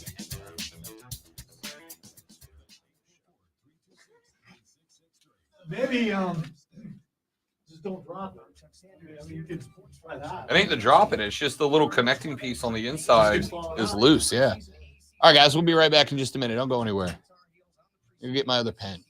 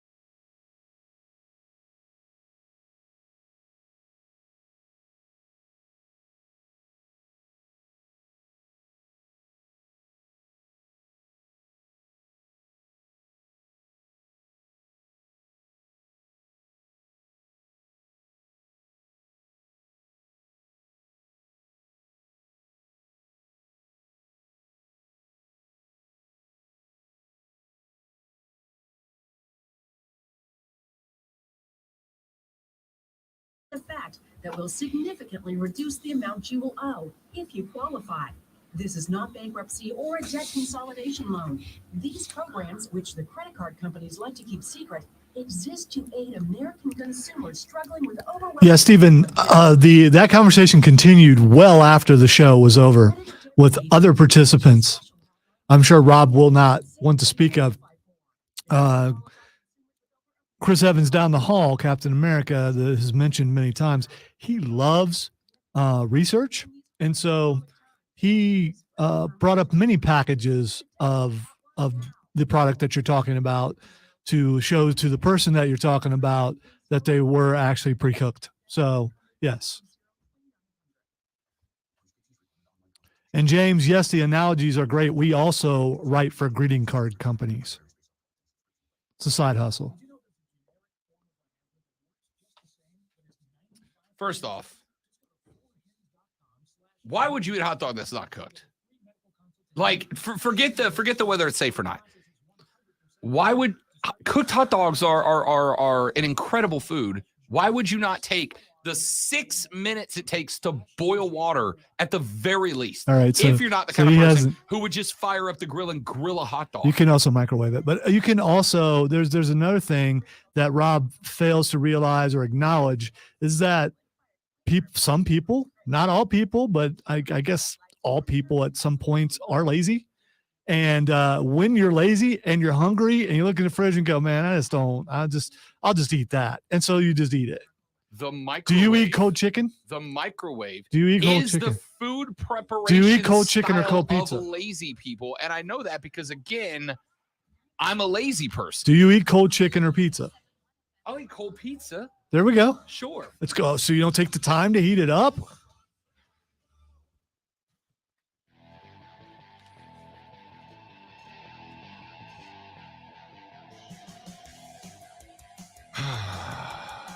Hey, this thing was over yesterday when you say you ate sushi. I mean, this whole conversation was over. First off, you do understand sushi is not just raw fish. It is raw fish, It is not just raw fish. but you've eaten raw fish. All right. So let's clue everybody into what we're talking. Oh, they know. But yeah, let's Not go ahead. everybody. We did it at the end of the show yesterday. Our audience, on average, rotates every 15 to 20 minutes. So let's clue everybody in to those people who weren't tuned in yesterday. Yesterday, I learned a thing that I did not know previous to the final segment of yesterday's show. And that thing is that some of you out there are sociopaths Majority, who just yeah, pull a majority. hot dog out of the pack and eat it. But wait, there's more to this story, because after the show was over, we went to the Fortress of Nerditude. And Captain America Chris Evans down the hall walked in. And of course, yesterday, I asked everyone I had a conversation with, do you just pull raw wieners out and eat them? And of the people in my life, it was not a majority, but it was pretty damn close to 50-50. All right? Including, now Chris said, There goes them accountants again. Chris said, I don't do it anymore, but I'm sure I did at some point in my past. Then I called my fiance Which was awesome. Put her on speaker. by the because way. I thought, ain't no way. Ain't no way. I called the fiance in front of Alonzo and Chris, so they know that they were getting her straight answer. And when she said, hello? And I said, have you ever just pulled a hot dog straight out of the pack, straight out of the fridge and eaten it cold? And she went, yeah, all the time. What? Who are you? What kind of monster am I engaged to? All right. So you are engaged to a wonderful person and normal and part of the majority. You are the oddball here. I know it's rough when you're the oddball. That's me the majority of my life, but in this, I'm with a lot of the people and you're not. And I know you used to being the guy, but you know, you're not normal when it comes to this. You could join us, Rob. You could join us. It's not that hard. So we went down this whole rabbit hole of eating hot dogs straight out of the pack, straight out of the fridge. Well, let me add another piece of the story. Chris Evans, because he's Chris Evans, then pulled out the phone, started searching hot dog packs, and illustrated to me that most wieners come pre-cooked. So really all you're doing is no heating offense, them up. Kevin, when Kevin gets it, what's that say to you? Now, I am Again, no offense, Kevin, because we both live in Lawrence County. Hang on, I'm Googling. Yeah, I mean, like, He's a slow like Googler. for instance, Oscar Mayer, when they package their hot dogs, they pre-cook them, then package them. So really, apparently, what you're doing, whether you go the boiled water or the grilled route, or as Lonzo pointed out, the microwave route, is effectively you're just reheating the hot dog. Yes. And yet, for some reason, and Chris and I, because he rolled up this morning and he was like, because I said, I'm like, I guess I'm going to have to try this. And then when I got off of work yesterday and I was driving home, I drove past my grocery store of choice and I went, Did she wave? No. Did she wave? I went, no. Did she say come No, here? it wasn't that one. Yeah, I said okay. my grocery store of choice, not my convenient grocery store. Oh, okay. I drove past my grocery store of choice and I turned my blinker on and then I turned it back off and went home because I couldn't bring myself to do it. And then when the fiance got home last night, she went, did you get hot dogs? And I went, no.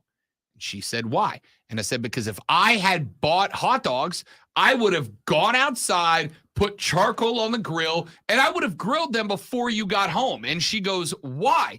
And I said, so that there were no uncooked hot dogs in the house. And this went on and on and on. And then Lonzo hits me with, in the last break, well, Rob, sometimes you're just tired. You just had a long day at work. Maybe there's some drama going on in your life. He didn't say it like that. I did. Maybe you got a lot going on and you don't feel like taking the time to cook a hot dog. You just want the snack. So you just wolf it down. To which I said, the microwave was invented by and for lazy people. If you are too lazy to pop the wiener into the microwave and just hit 6-0 start, I don't know what to tell you because I'm lazy, but my guy, 3 buttons on the food cooking box is not that tough. It's not that much work. So you don't get the shame when you just settle for a hot dog, because that's a shame, because hot dogs are for poor people. So when you settle for hot dogs, they're not. You don't get to take unless hot dogs. Unless you're at a ballpark, hot dogs are the last choice for you. You don't suddenly go, you know what? I want a hot dog. Yes, I do. People don't do that. Literally Come in on. Charleston 2 weeks ago, we drove across town to go to a hot dog joint. A hot dog only joint. I bought a T-shirt. That's weird. It's a tie-dye shirt. It's awesome. You're not winning me over on this. You're not winning me over on this. If you raw dog a hot dog out of the fridge because that's your style, I don't know how to talk to you. Back after this on the Rob Brown Show on the Fan Upstate. See, the thing is, so now I have no idea how we're going to continue with the show. I know the text line just blew up about raw hot dogs. No, you said you don't know how to, you can't talk to some, know, so I mean, that's it.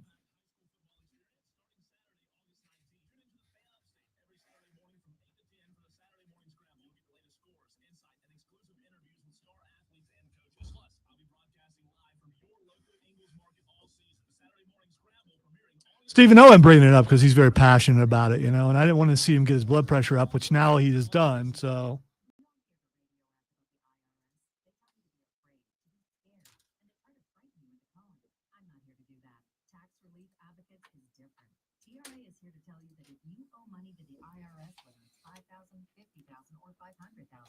We have a solution. It doesn't matter if you're sitting in your car, at work, or with your kids. No matter where you are, call now.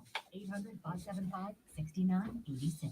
Don't lose hope. TRA can eliminate or reduce what you owe to the Stop it, Kevin. There is zero risk to you. If we can't reduce your tax debt, then you pay nothing. Which I haven't said in a while. Where you been, Kevin? I can't believe I said that, but We have a 5-star rating on Google and Yelp and an A+ with the Better Business Bureau. You don't need to be afraid of were you out watching like self-help programs or something and just didn't have time for us?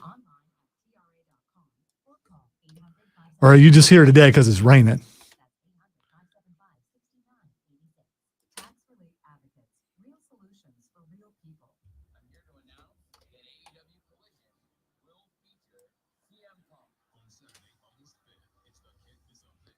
Don't you be throwing up your gang signs over there, dude. Does Rob know what potted meat is? He should. It's a great treat when you're on welfare. It really is. A potted meat food product is a food preserved by canning and consisting of various seasoned cooked meats, often pureed, minced, or ground, which is then heat processed and sealed into cans. All right, so say you take Vienna So sausages. it's a hot dog without the case. Take Vienna sausages and you like squish them and put them into a can. Case. It's good to spread on a Ritz though, if you can afford Ritz. It was good. If you can afford Ritz. If you're eating potted meat, you might not be able to afford Ritz. I'm speaking from experience as a little children.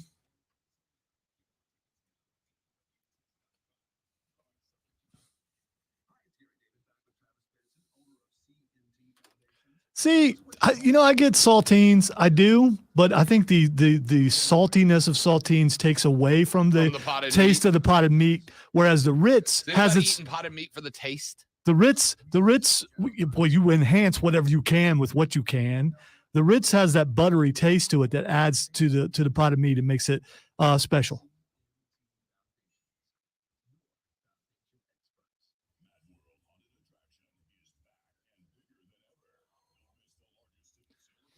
I do enjoy Spam with Spam and a little Spam on the side and some Spam. I don't think Rob likes Spam though.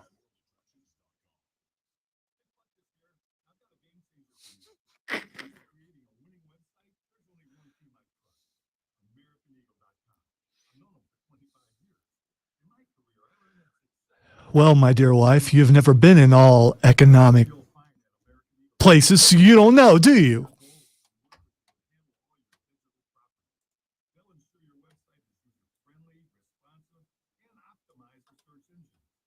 I've never been rich, but I don't know that rich people like hot dogs because I don't believe they do. I'm going to go on with my belief until I'm able to prove otherwise by becoming rich.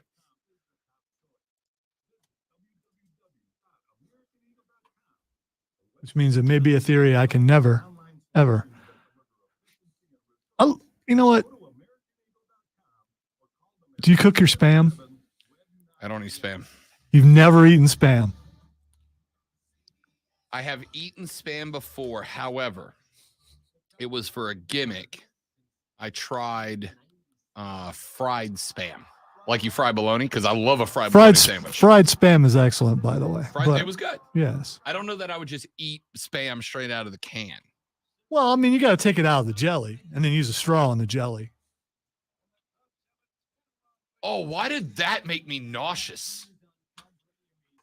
Because it was meant to.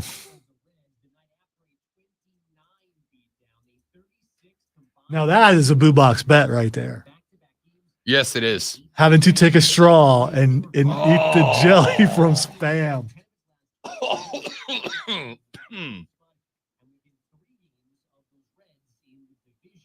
A hot dog is a poor person's filet mignon. Sure, if you're used to eating hamburger helper without the hamburger and, things like that, Miss Lisa says, Lonzo, hot dogs are not for poor people. Everyone in all economic circles like hot dogs. You are wrong for the 1,000th time. So let me ask you guys. Team Miss Lisa. No, let me ask you guys. Acknowledge her. Are you embarrassed like I am when I just read that and responded to that, and then Rob suddenly discovers it to prove Spam jelly? No. You expected me not to be busy processing that? Dude, I talked about it beforehand. There's more proof he doesn't listen to me.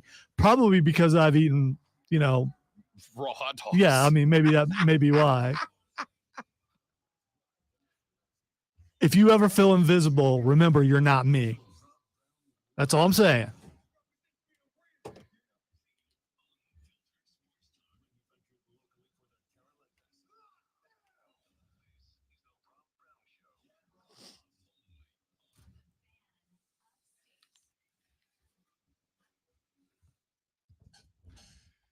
The third, the final, the best, the money hour of the Rob Brown Show goes now, ladies and gentlemen. This is the Fan Upstate. Welcome back, Rob and Lonzo, and you here on the radio broadcast. 844-326-3663. 844-326-3663. The CarPro.com text line is right there for you, too. 71307. Start your text with FAN, F-A-N, FAN, F-A-N, and we we'll read them on the air. You can also X us at the Rob Brown Show, at Lonzo on Word. Give us all your cold hot dog takes. Texas said, if the pre-cooked hot dogs are uncured, then you should reheat because of a significant increase of getting listeria. If cured, it's fine, ... but still trashy. I would also like to point out. You notice the last part? Trashy, which means, a poor person. That's what they're saying. I mean, because another name for a poor person is, in my case, white trash. So, or at least that's what it was when I was growing up. I mean, no longer. I'm at lower mid now. So take that. At least microwave your hot dog. All right. Let's see here. Lonzo said hot dogs are for poor people. During the break, Lonzo's better half, Miss Lisa, joined in the stream and said, "Fan, this is Miss Lisa." She just said her first name, but to me, she is Miss Lisa and always shall be. Lonzo, hot dogs are not for poor people. Everyone in all economic circles like hot dogs. You are wrong for the 1,000th time. And Alonzo, she also texted the text line to make sure we saw the take saying, Lonzo, hot dogs are not for poor people. First of all, why aren't you working?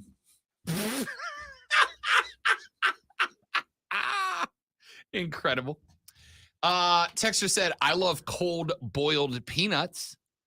I got less of an issue with that. Hot boiled peanuts, Cajun hot boiled peanuts will always be the best boiled peanuts. Cold boiled peanuts are okay. Like, sure. That's like as bad as the Spam jelly. Nah, yeah, you can't. It's all so. Let's make it something that's very good, dry roasted, salted, and let's just make it as soggy as we possibly can. So it tastes like someone already chewed on it, and now you're chewing on it, and it's just gross. Yeah, it absolutely the shell does. Doesn't turn to mush. It's disgusting. It's not like it turns into slime. I will say, microwave boiled peanuts takes all the juice out. That's not good. Texture said, eating cold hot dogs is just another term for being poor. Lonzo just went, yeah. Texture said, bro, my choice way to cook a hot dog is wrapped up in a wet paper towel in the microwave, and it comes out perfectly steamed 30 seconds later. Then you have to touch the wet paper towel with it. You're eating a cold, wet hot dog, and your hang up is a wet paper towel? No, You're holding a cold, wet hot dog. I can't touch. And you're like, ooh, paper towels. There's actually a it's not a sickness. It's a thing where you have a problem with wet paper or cardboard, and I got that. It just bothers me. I can't handle popsicle sticks or corn dogs or anything like that. No. Let's see here. There's a whole website for people who can't stand the feeling of paper while writing. Yeah, I get that. It's the wet part that makes it worse. Get that. Yeah, I'm talking about it's bothering me right now. Texter said, my wife said she used to eat Beanie Weenies out of the can cold as a kid. Yeah. Texter said, boiled dogs are gross. Oh, listen, boiling the hot dog is a distant last way that I will eat the hot dog. If I'm going to eat a hot dog at the house, if I decide, and sometimes I do, I'm like, yeah, hot dogs for dinner sound good. At our house growing up, a boiled hot dog was fancy. A delicacy. It was fancy. See, if I want a hot dog at the house, I'm going to take the time to go get charcoal. I'm going to get out the charcoal chimney. I'm going to properly ignite the charcoal. I'm going to spread it out across the grill. Hey man, so go I get back. My hot zone and go my back cold to zone. 1966. Okay. Go back to 1966. Go back. Go back. Because people ain't got time for that. I mean, if you want a good hot dog, you make time. Okay. See, this All is right. the difference between me and you. Food is an art to me. It is not only a requirement for life, it is an art. I think you can look at both of us and realize that one of us knows food better than the other. And that person's not wearing green. Texter said hot dogs are nasty. I think we can agree that that tastes bad, right? Hot dogs are not nasty. Hot dogs are delightful. I mean, if they're done the right way. They're all right. I mean, but they're not ever a food of choice for me. Jacob just said, my coworker just said that cold hot dogs are for fishing, not eating. That is correct. Also, you can feed the fish and not yourself. So the fish eats that, then you eat the raw fish. So technically, you just ate it. No, first off, the fish you eat in sushi is very specific. You're not just grabbing any old fish and cutting it up and chomping down As on it. far as you know. No. As far as you know. Are you back there filleting it? Are you No, back there doing all because, that? Again, food is art, and I'm not picking up sushi from the gas station. I'm going to the good, expensive sushi joint that I know I'm getting what I'm paying for. Did you see them haul in the fish? Do you know what fish they're using specifically? You're trusting that they're using a certain cut of fish. I'm curious if you could tell the difference in taste. I don't know because I will not eat sushi because it hasn't been cooked, whereas a hot dog has been cooked. Texter said, I was so poor growing up that we had hot dog water soup the next day. So what's it technically would be soup. Limp Bizkit once had an album, I won't say the whole title, but it ended with "and the hot dog flavored water." So that's a thing. I just don't know that you want to go with, me and Limp Bizkit, and I like Limp Bizkit. Yeah, I don't know. Limp Bizkit have the same taste. Let me call up Diesel and ask him what the title is. I like Limp Bizkit too. Yeah. I know the title. I'm just not saying the first couple of words because I don't know if you'll dump me, but I'm pretty sure you would. Yeah, more than likely Yeah. I would. Texter said Ray is beside himself right now. Yeah, he's sitting there with an open pack of hot dogs, just chomping away. Texter said, Zoe, I know you have had spaghetti with cut hot dogs as the meat before. What's your point? My point is just buy ground beef and make meatballs. Dude, I mean, there's some people who can't afford that, you know? Really, literally, there are people who can't afford that. Just don't you feel bad for those people? I mean, even a little bit? Or do you just step on them on your way to, whatever, getting your Grey Poupon? I don't know. Sorry, it's the first thing that popped in there. It's a good one. It's a good one. All right, let's get a couple more things in here before we get to Fight Club. And tickets. And free tickets. 2 of them specifically, to All Elite Wrestling Saturday Night Collision this Saturday at the Well. I will also tell you that our next interview is booked tomorrow at 11 a.m. We will be joined by the alien herself, Chris Statlander, here on the show. Stat gonna join us. And my first question is going to be, hey, Chris, did you know that Rob doesn't believe in aliens? I believe in Chris Statlander. But you don't believe in aliens. But I believe in Chris Statlander. Okay. All right. She is a certified We badass. may or may not have this argument tomorrow. She knocked off Jade Cargill for the TBS championship after Jade's streak of 3,500 matches without an L. Love Stat. And, of course, partnered up with the greatest tag team in the history of wrestling, the Best Friends. Love that. Can't wait to talk to Stat tomorrow. And by the way, don't look at Rob and I and think that we're going to give the people what they want, because we're not. I rarely do. All right. Let's get a couple of thoughts in here. Let's start with Panthers Fan Fest last night, which, by the way, I did not know that was going to be available on TV locally. Right? Now, it was kind of interesting for me because I recognized about 30 minutes in. I was sitting down last night because I was being a guest on BetMGM tonight to talk some baseball. And while I was prepping for the interview, and then after the interview, I was watching Carolina Panther Fan Fest on TV, which I didn't know was going to be on TV. I turned on the television to go to the MLB net, just see if I had missed anything before I went live with BetMGM tonight on the BetQL network, and of course, right here on this fine Odyssey station. But when I turned on the TV, it was like, would you like to watch Carolina Panthers Fan Fest live from Charlotte? And I was like, yes, TV, I would. Thank you so much. So I did. Now, it was a really good broadcast to be a fan, Lonzo. It was not a great broadcast for an analyst. As a fan, it was good. You had Steve Smith Sr. on commentary, giving some of his unabashed opinions on the Panthers, which I thought was great. You had interviews with Frank Reich, with Scott Fitterer, with Dom Capers, and a host of Carolina legends. That was very, very cool. You had cameras on Bryce Young. What you did not see was the whole field. And I guess that was on purpose, right? In fact, I think the guy, and I forget his name, and I apologize to him because he did a really good job. But the guy that was doing the play-by-play, he was effectively moderating a Panthers forum, not so much calling play-by-play. But the lead television talkie guy said at one point, he's like, So look, they did it like the Manning cast. kinda, yeah. Okay. Yeah, kinda. They had this dude and Steve Smith Sr., and they would like zoom in on one player and they'd be like, that's Derek Brown coming out of Auburn. Going to have a lot asked of him, move him to the 3-4 this year. Going to have his hand down in the dirt up against the center instead of lined up cockeyed to the guard. He's going to have to change his guy, blah, blah, blah. It's great. They were just kind of giving their football thoughts, and then they'd send it down to the girl on the field with the mic, and she would do an interview, and then they'd send it back up.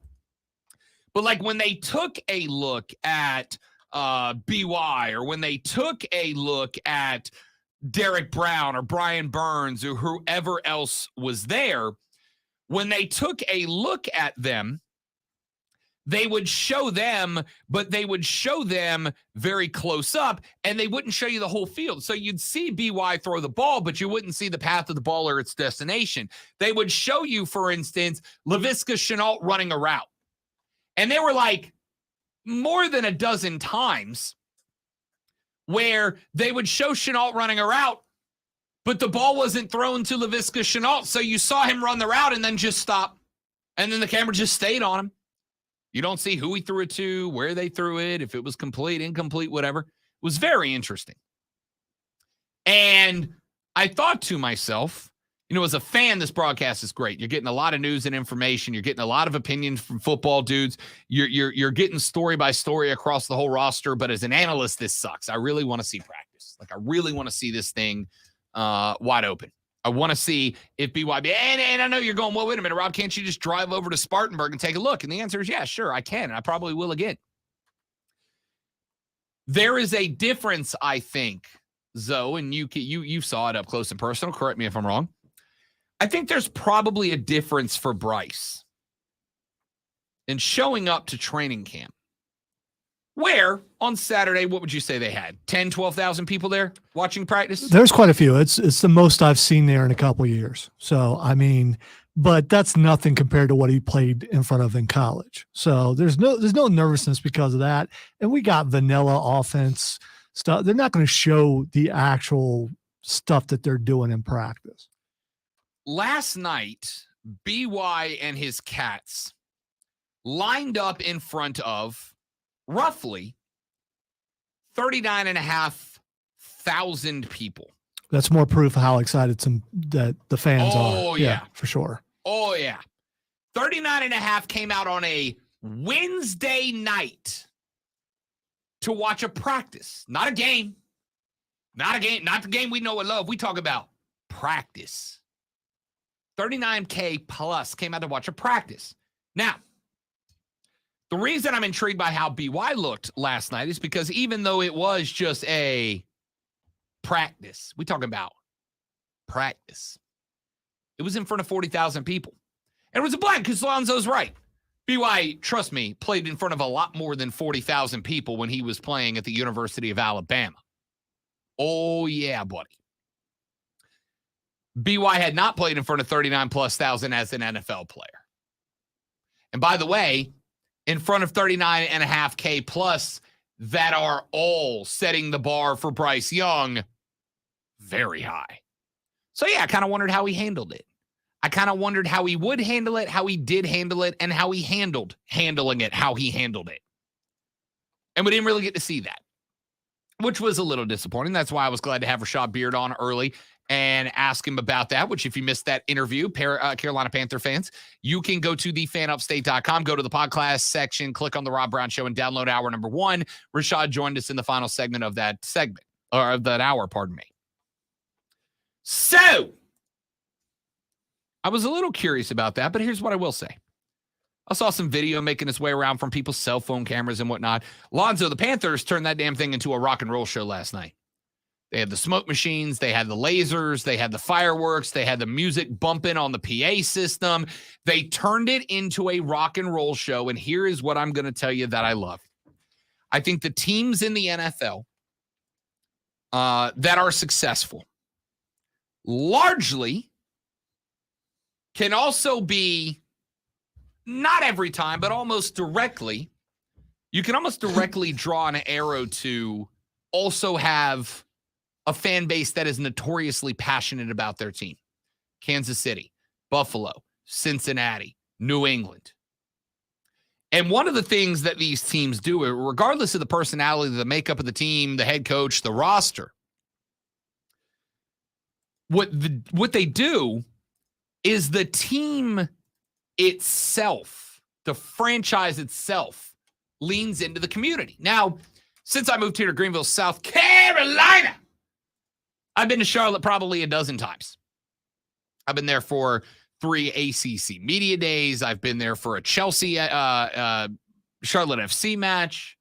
I've been there for a Saints-Panthers game. I've been there a handful of times. And what I can tell you, Lonzo, is that when you go into downtown Charlotte, it is very clear who the NFL team is in that city. The banners hang even in the offseason, right? I think that franchise recognized that they have a real opportunity with the excitement of the program built around Bryce Young and Frank Reich. And I think they saw that and they're capitalizing on it. But it's not just about hang the banners in the right place. It is about doing stuff for the community the way the community does stuff for you. And from what I understand, FanFest last night was a freaking rock and roll show for the Panthers fans who showed up. And, oh, by the way, here's number 9 rocking the helmet for you. All right, so that's what it's supposed to be. FanFest is in the name. They should be catering to the fans, and maybe they don't always do that. Maybe some teams don't, but Panthers definitely do. And I would tell you, when I was at practice last week, there were a lot of little kids wearing number 9 jerseys. Sure. That's a pretty big deal. Sure. Because they haven't had a quarterback there since Cam Newton that they could do that with. Yep. Every Panther website I'm checking has fans going, where can I get a jersey? Where can I get is he doing any autographs? Where can I snag a picture? Whatever. The people are excited. And they should be. You got a number 1 overall draft pick and you picked a quarterback with it. You should be excited. What I'm looking for here is the team recognizing that, learning that, leaning into that, and going above and beyond to take advantage of that. And from what I can tell, they have, and the fans have responded. Like I told Rashad Beard earlier, I am looking at a football team. Lonzo and I disagreed on what the ceiling and the floor are for this team. We disagreed on the outcomes for this team, but I will stand by this. The Panthers 2023 schedule opens with a real tough run, okay? Real tough run. You got the Falcons on the road out the gate. You got the Saints coming for Bryce Young in week 2, making his primetime first start on Monday Night Football. Then you've got, after New Orleans, on the road at Seattle, maybe the toughest place to play in the NFL outside of Arrowhead. Then you've got Minnesota. Then you're at Detroit, at Miami. That's when it lightens up. This team could realistically end up going 2-4, 1-5 to open the season. Question is, can they kind of hit the reset on that? Can they convince the fans not to panic and to still come sell out the bank for the back half when the schedule lightens up? Or do the fans check out? And this is a really good way to make sure they don't. I really like this attitude out of Charlotte, out of the Panthers, out of the franchise and the team. Now we just wait to see what Bryce Young can do. Oh, by the way, Bryce Young's going to get his first start next week when the Panthers play host to the Jets in preseason week 1. Hall of Fame games tonight, y'all. Let's take a break. When we come back, it's Thursday, and you know what that means. Fight Club! With the great one, Lonzo, we're talking MMA, boxing, professional wrestling, and giving away a pair of tickets to All Elite Wrestling Saturday Night Collision this Saturday at the Well. We're doing it next on the Rob Brown Show in the Fan Upstate.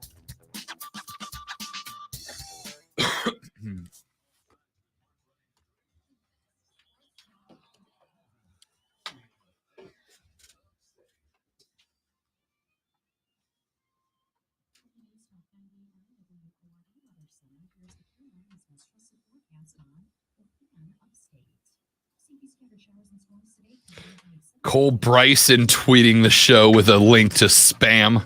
That's not spam. That's spam. No, he sent. Oh no, he sent the Vienna sausages, which also like no, look thank at you. the picture, man. What are you doing? I clicked off of it quickly because I had an immediate gross reaction to it.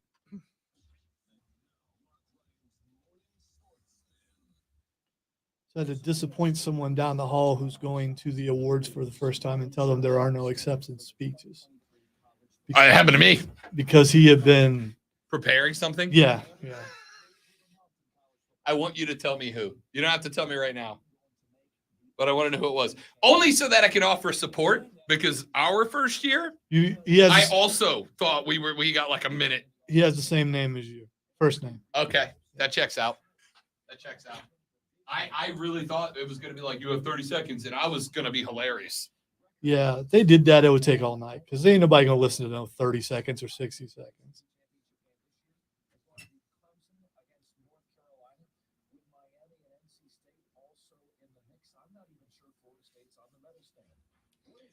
You can tell he loves it, JD, because he runs his fingers through it a bunch. I would never do anything like that. Ever.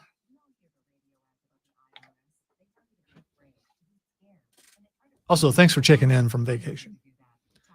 I need to take me one of them.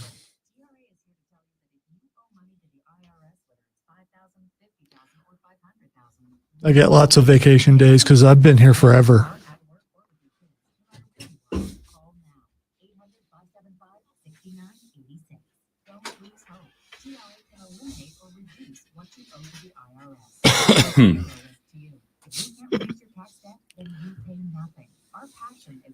So I can say it on the stream. I wasn't going to say on the air, but the beginning of that Limp Bizkit song is the album is called Chocolate Starfish and the Hot Dog Flavored Water. My mom is asking why chocolate starfish is offensive. All right. I also am not. I don't. It is a slang term for the bunghole. Okay. Yeah. All right. All right. I probably would have figured it You out would've. eventually. Right. But, you know, some of us don't immediately go there. I mean, you know, And shouldn't. because we think better of people. But considering who it was, I should have immediately went there.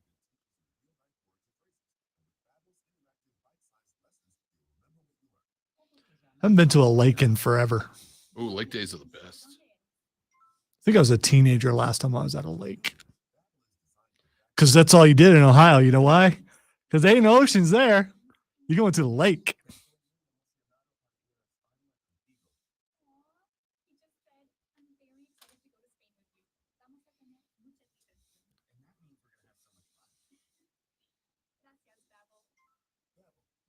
I do like to take a drive every once in a while and go by Lake Greenwood and just drive over the bridge because it reminds me of going to lakes as a kid. You been to Lake Greenwood before? I've not been to Lake Greenwood. It's pretty big. We do Hartwell and Jocassee. Well, the people down Lake Greenwood are the kind of people who eat hot dogs out of the pack. So, you know, I mean, you know, ain't that right, Kevin?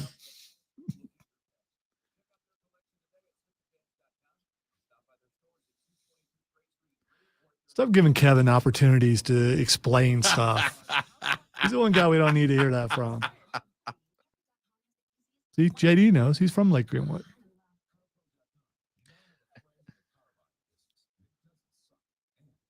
Yeah, Greenwood is the one place that I've been golfing a bunch. There's like a 9-hole course, like out in the middle of a cow pasture, out in the middle of nowhere. It's a place someone goes who doesn't really know how to do it because you're not going to be judged that much. And the people who do judge you are inebriated, so it's okay. I know you're not out of Greenwood, but you're closer to it than you are here, Kevin. It was just a joke, dude.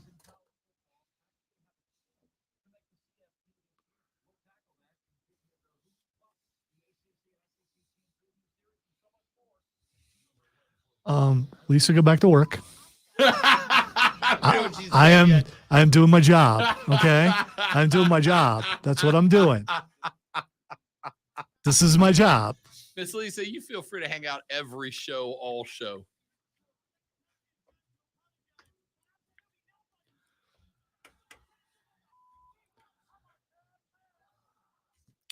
All right, it's time for the Fight Club. You know, it's a really exciting week. So much stuff going on. Had fun yesterday getting to interview Darby Allin. My favorite question that I ask, probably not the one that you think, it's do you hesitate?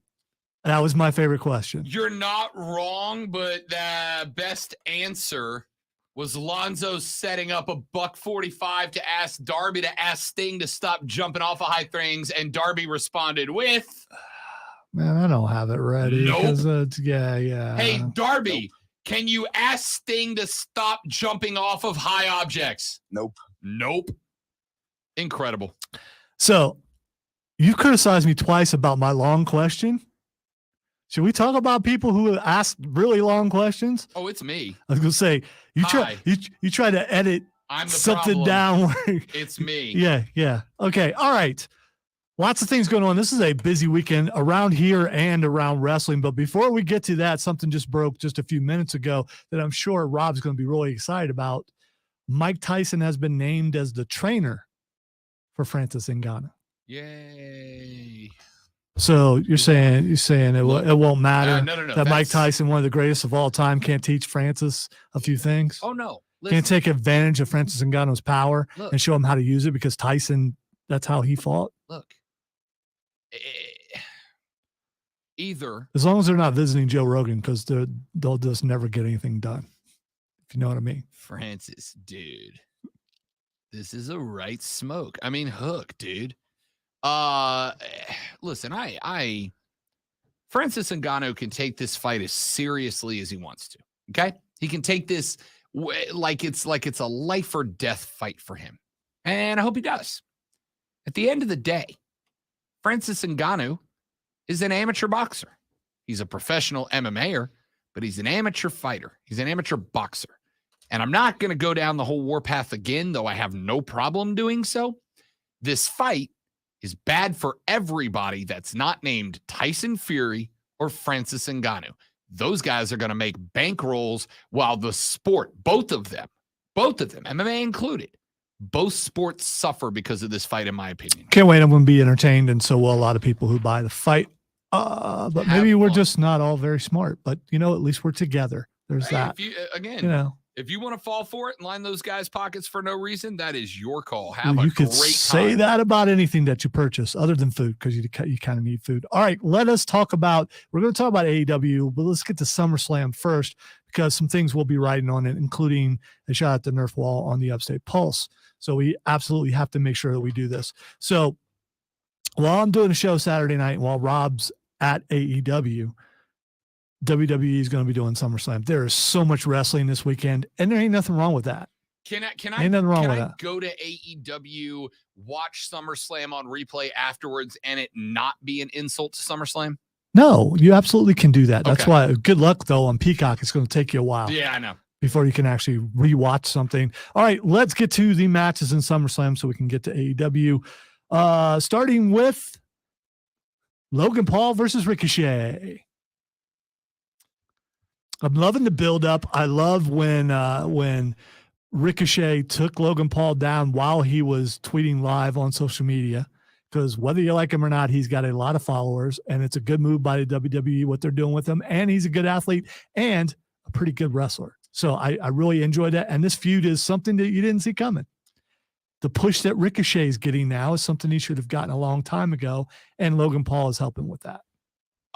I agree with a lot of what you said. I do have one slight issue, and the issue actually, hilariously, is not about Logan Paul. I still don't think Logan Paul is a good person. I still think he's a bad person, but I can respect that he's a hell of a wrestler. So if For a you guy watch, who's not a professional wrestler, he's a hell of a wrestler. if you watch, the Dark Side of the Ring, there are a lot of people who are wrestlers who are not good people. Sure. Yeah. And it is one of those places, like in music, like in television, like in movies, where you kind of have to separate the art from the artist. Otherwise, there's a lot of people in all of those industries that you can't enjoy anymore if you can't separate. Now, there are lines, right? There are lines where I go, what you did is so egregious, I cannot separate the art and the artist anymore. And there are some that I'm like, that person sucks, and I don't like him, and we wouldn't be friends, but he put out some good art, or she put out some good art. Here is the problem that I actually have with this.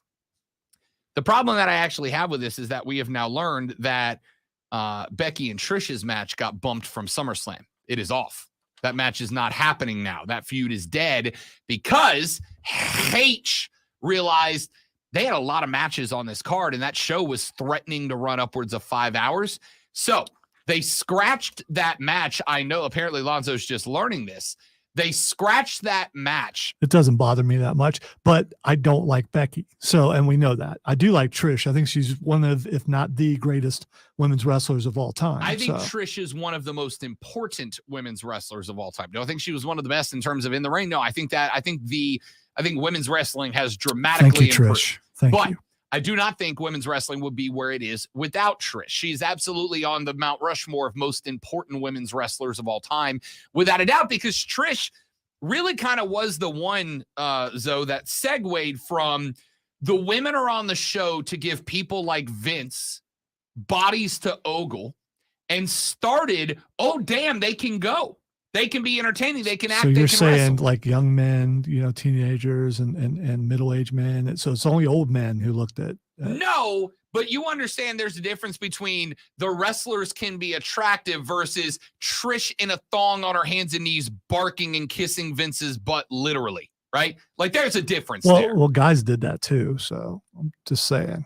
Not in thong, well, except Rikishi, but that doesn't count. I mean, why does that not count? So all of that being Because it was said, a uniform, apparently. So. Trish is wildly important. I'm not arguing. And this feud has been fine. I'm not over the moon about it. What I am not over the moon about is two things. Number one, in fact, Logan Paul and Ricochet is not even the match I'd cut.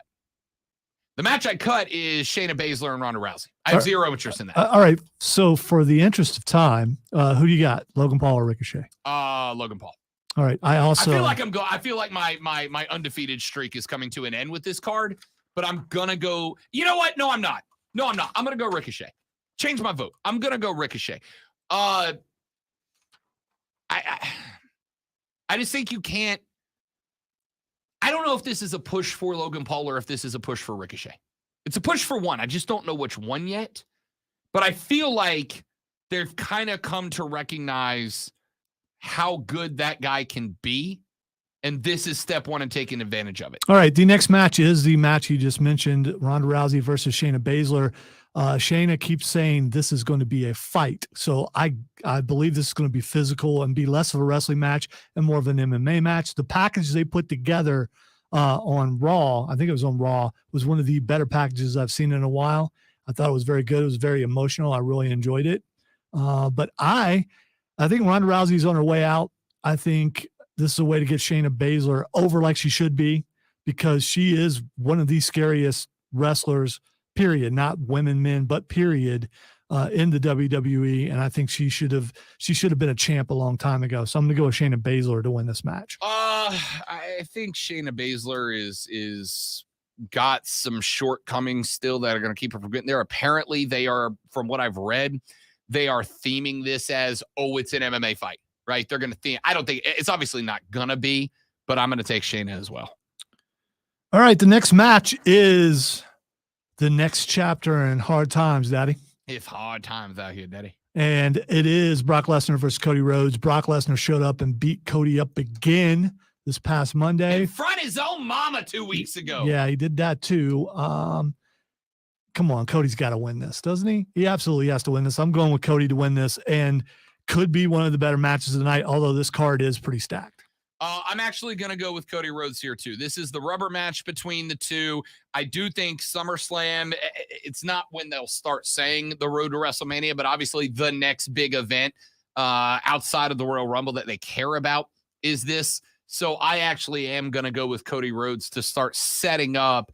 I honestly don't know that Cody is the guy who beats Roman anymore, but I do think Cody gets his WrestleMania moment next year, and to get him there, he's got to win this. All right. SummerSlam Battle Royale with Sheamus, LA Knight, Shinsuke, Otis, Chad Gable, Ciampa, probably some other people. It's hard to pick, but I know who Rob's going to pick, and I'm going to go against it. I am going to pick Ciampa to win this. I'm not. I come on. We know who you're picking. Go ahead and do it. For the record, I love Tommaso Ciampa. I think Ciampa's got the opportunity to kind of be that psychopath bad guy that I really think it needs. But you know who's winning this with everybody saying LA Knight. Yeah. I have the screen down because I have the contest thing up for when we're giving tickets away. So I have to jump back. It's poor planning on my part. All right. Yeah. The next match is for the Intercontinental Championship. Our friend who's set right over there. Daring General. Yeah, Gunther. No one can do it as well as Kaiser does it. You just can't. Yeah, Corey can do it as well as Kaiser. It's still it was good, but it's not Kaiser. Still asking Gunther if he ever made anyone cry. It's just one of my proudest questions of all time in my radio career. So Gunther versus Drew McIntyre. Is this the end for Gunther's Intercontinental reign? Rob. I will not sit here while you disrespect the Ring General. They are not pumping him up with the longest reigning Intercontinental Champion stuff now to have him turn around and give it back. The Rob Brown rub. I realize we have a mid-card rub, right? Like everybody comes on the show, mid-card champ within like 3 months of that. Give me Gunther to hang on to his. Okay. The Women's World Championship match between Asuka, who's the present champion, Bianca Belair, and Charlotte Flair.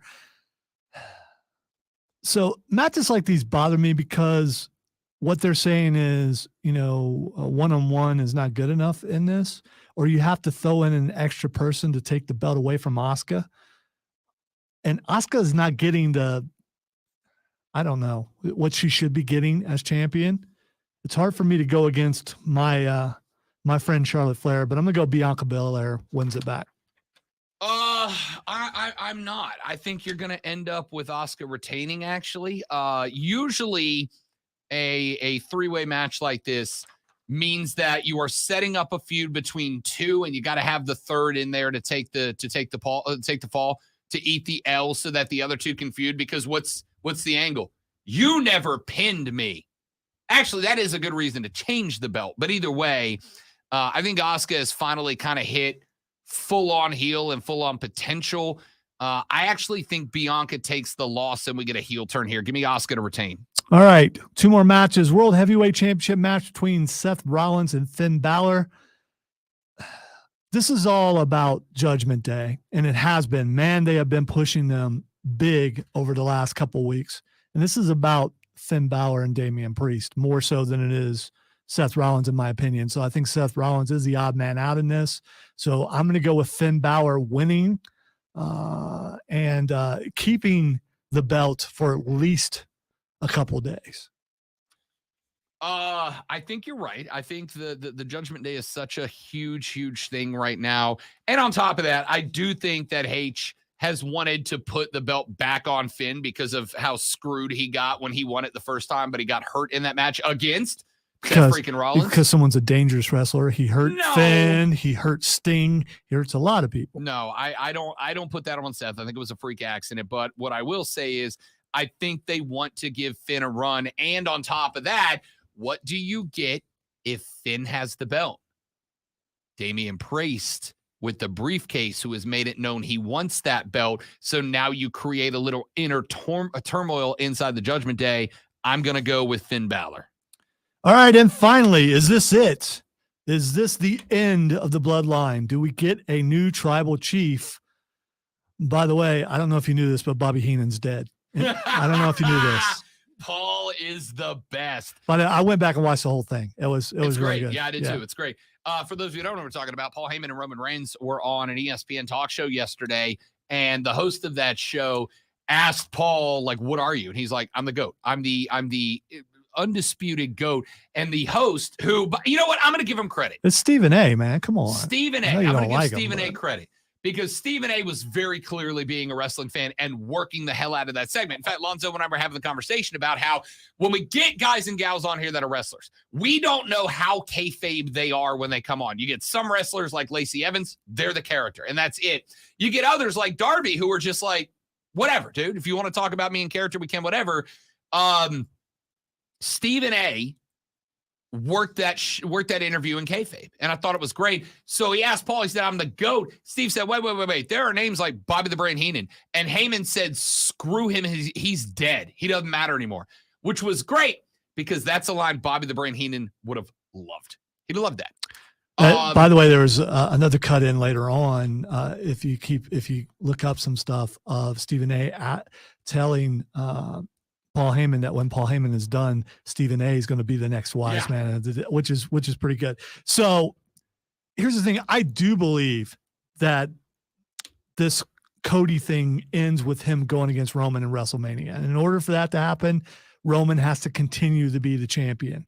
And even though it would be a great story, especially if some of the family shows up, like Rikishi or some of those guys show up, that would be really cool. But I'm going to go with Roman Reigns to retain. I don't want it, but that's what I think is going to happen. I am also going to go with Roman to retain, but I think you're going to end up going in a different direction. I think there's one more swerve in this story, one more major swerve in the story. I think because Jimmy has mentioned a couple of times, like he's been accused of wanting to be the tribal chief, and you'll notice he's never fought back against that allegation. He's never said, "No, I don't. This is whatever." I think we get a swerve that genuinely makes Jey Uso the hottest babyface since Daniel Bryan took on the Authority. All right, let's hit some AEW really quick before we give away some tickets.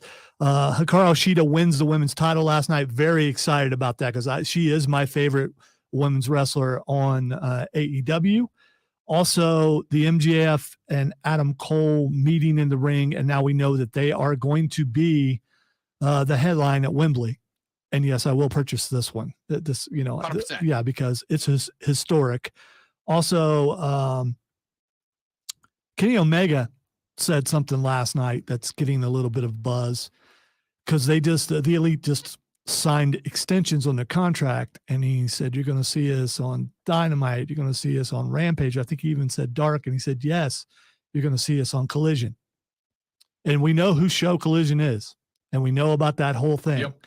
So are we going to see Omega versus CM Punk eventually? I think you are going to see Elite versus CM Punk and FTR, I think is ultimately where you go. Now, this is interesting because Punk's not really heel or face right now, right? He's kind of a tweener right now. He's not really in either direction, but we know that they have that relationship with FTR, that they've been working together for a very long time.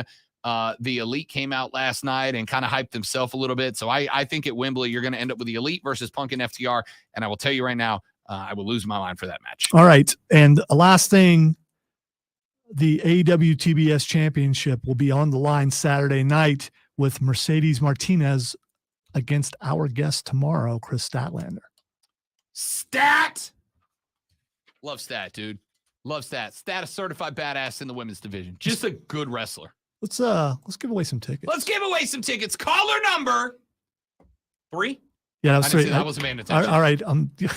Wow. Wow. Stephen A's got chili, and I'm trying to figure out what kind of chili that It hurts, man. Right? It does. You guys, it's not even a work. It hurts. Caller number 3, 844-326-3663 is winning a pair of tickets to tomorrow's All Elite Wrestling Saturday night. Say the number slower, please. 8. Not that slow. 844-326-3663. 844-326-3663. Caller number 3 right now wins 2 tickets to All Elite Wrestling Saturday Night Collision at the Well this Saturday from Lonzo. The Rob Brown Show's on your radio. It's the Fan Upstate.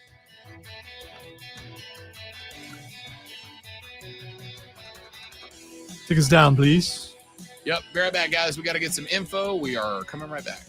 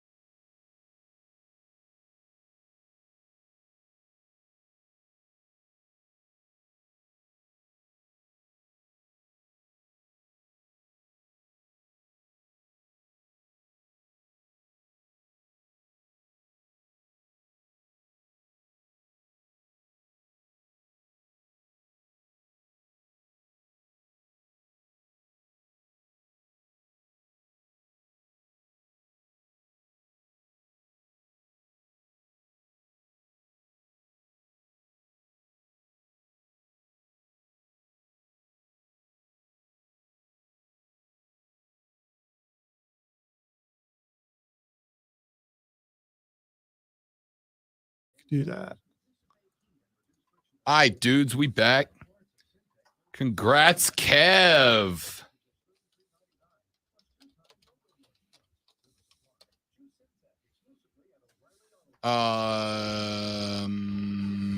Poor JR and William Regal. I think William was kind of done being on screen. Plus, they didn't need him anymore. I mean, as far as the Blackpool Combat Club goes.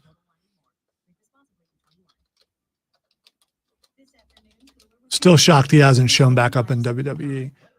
He might be, and we just don't know. Yeah. His son looks so much like him until he starts talking. And he has the American accent. Yeah. And it just doesn't look right. It's like, why?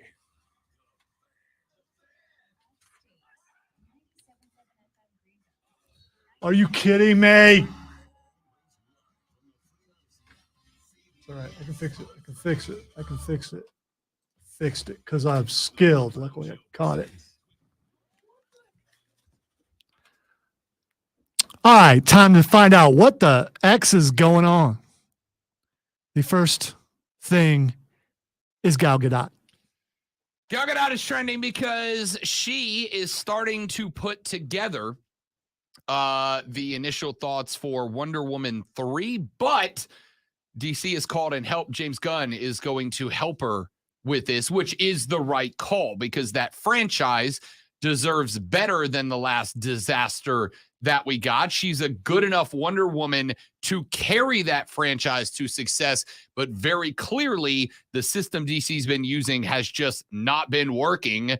I'll give it a shot if Gunn's not in charge. If Gunn and Gadot are working together, I will give it a shot because I think it will have enough of the make Wonder Woman look like the badass she is, but also be an entertaining movie. Yeah. So the thing is, the director who directed the first two is gone, and it looked like Gal Gadot would be gone also because of Henry Cavill being gone and them going in a different direction. But the fact that she mentioned that she's doing this is a big deal because it looked like she was going to be gone too. All right. The next thing that's trending is James Hetfield.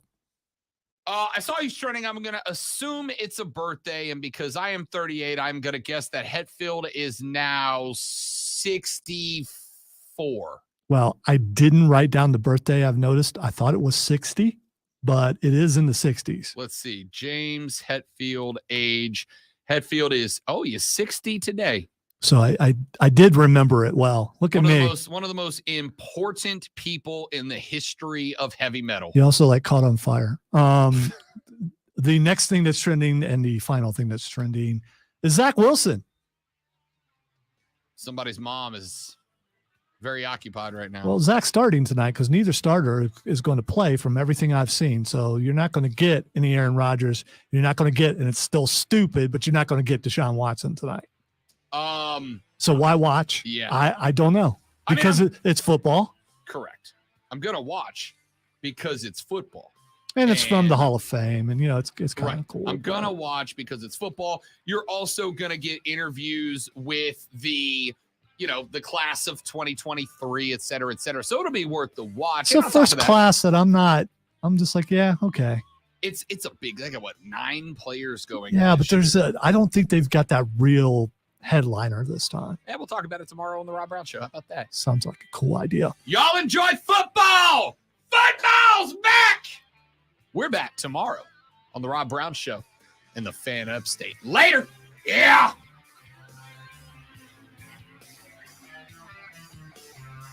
And that's the show, boys and girls. Great job, everybody. Just outstanding work today. Way to go. You guys all deserve a break. Proud of the team effort. Y'all take 21 hours off and come back tomorrow. Oh, there's a Savannah Bananas game on ESPN tonight. That's cool. Why? To give them something to counter the Hall of Fame game with. Yeah, I guess. To dominate the sports broadcasting landscape with Banana Ball. What if Banana Ball's fun? What if it wins the ratings battle? That'd be hilarious. Hilarious. The NFL probably wouldn't think so, but I wonder how much they care about ratings for preseason. I guess in the markets that the teams are in, it's important, I suppose. Even with it being a national game, as long as they're getting ratings in Cleveland and in New York. I don't know.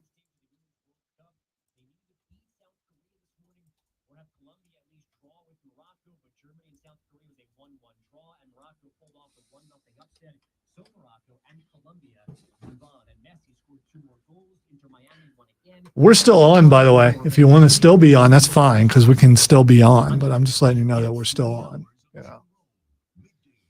Yeah, I'm gonna go do work and get ready for Friday. I mean, they're hanging on thinking we're going to do something else, We're and you're not. just over there typing. So I mean, Yeah, I that's forgot to click the button. that's kind of Hey, mean. thanks for hanging out, everybody. You're all spectacular human beings. I hope you have a lovely rest of your Thursday. Enjoy it. We'll see you back here tomorrow. Have a good day. Bye-bye. Who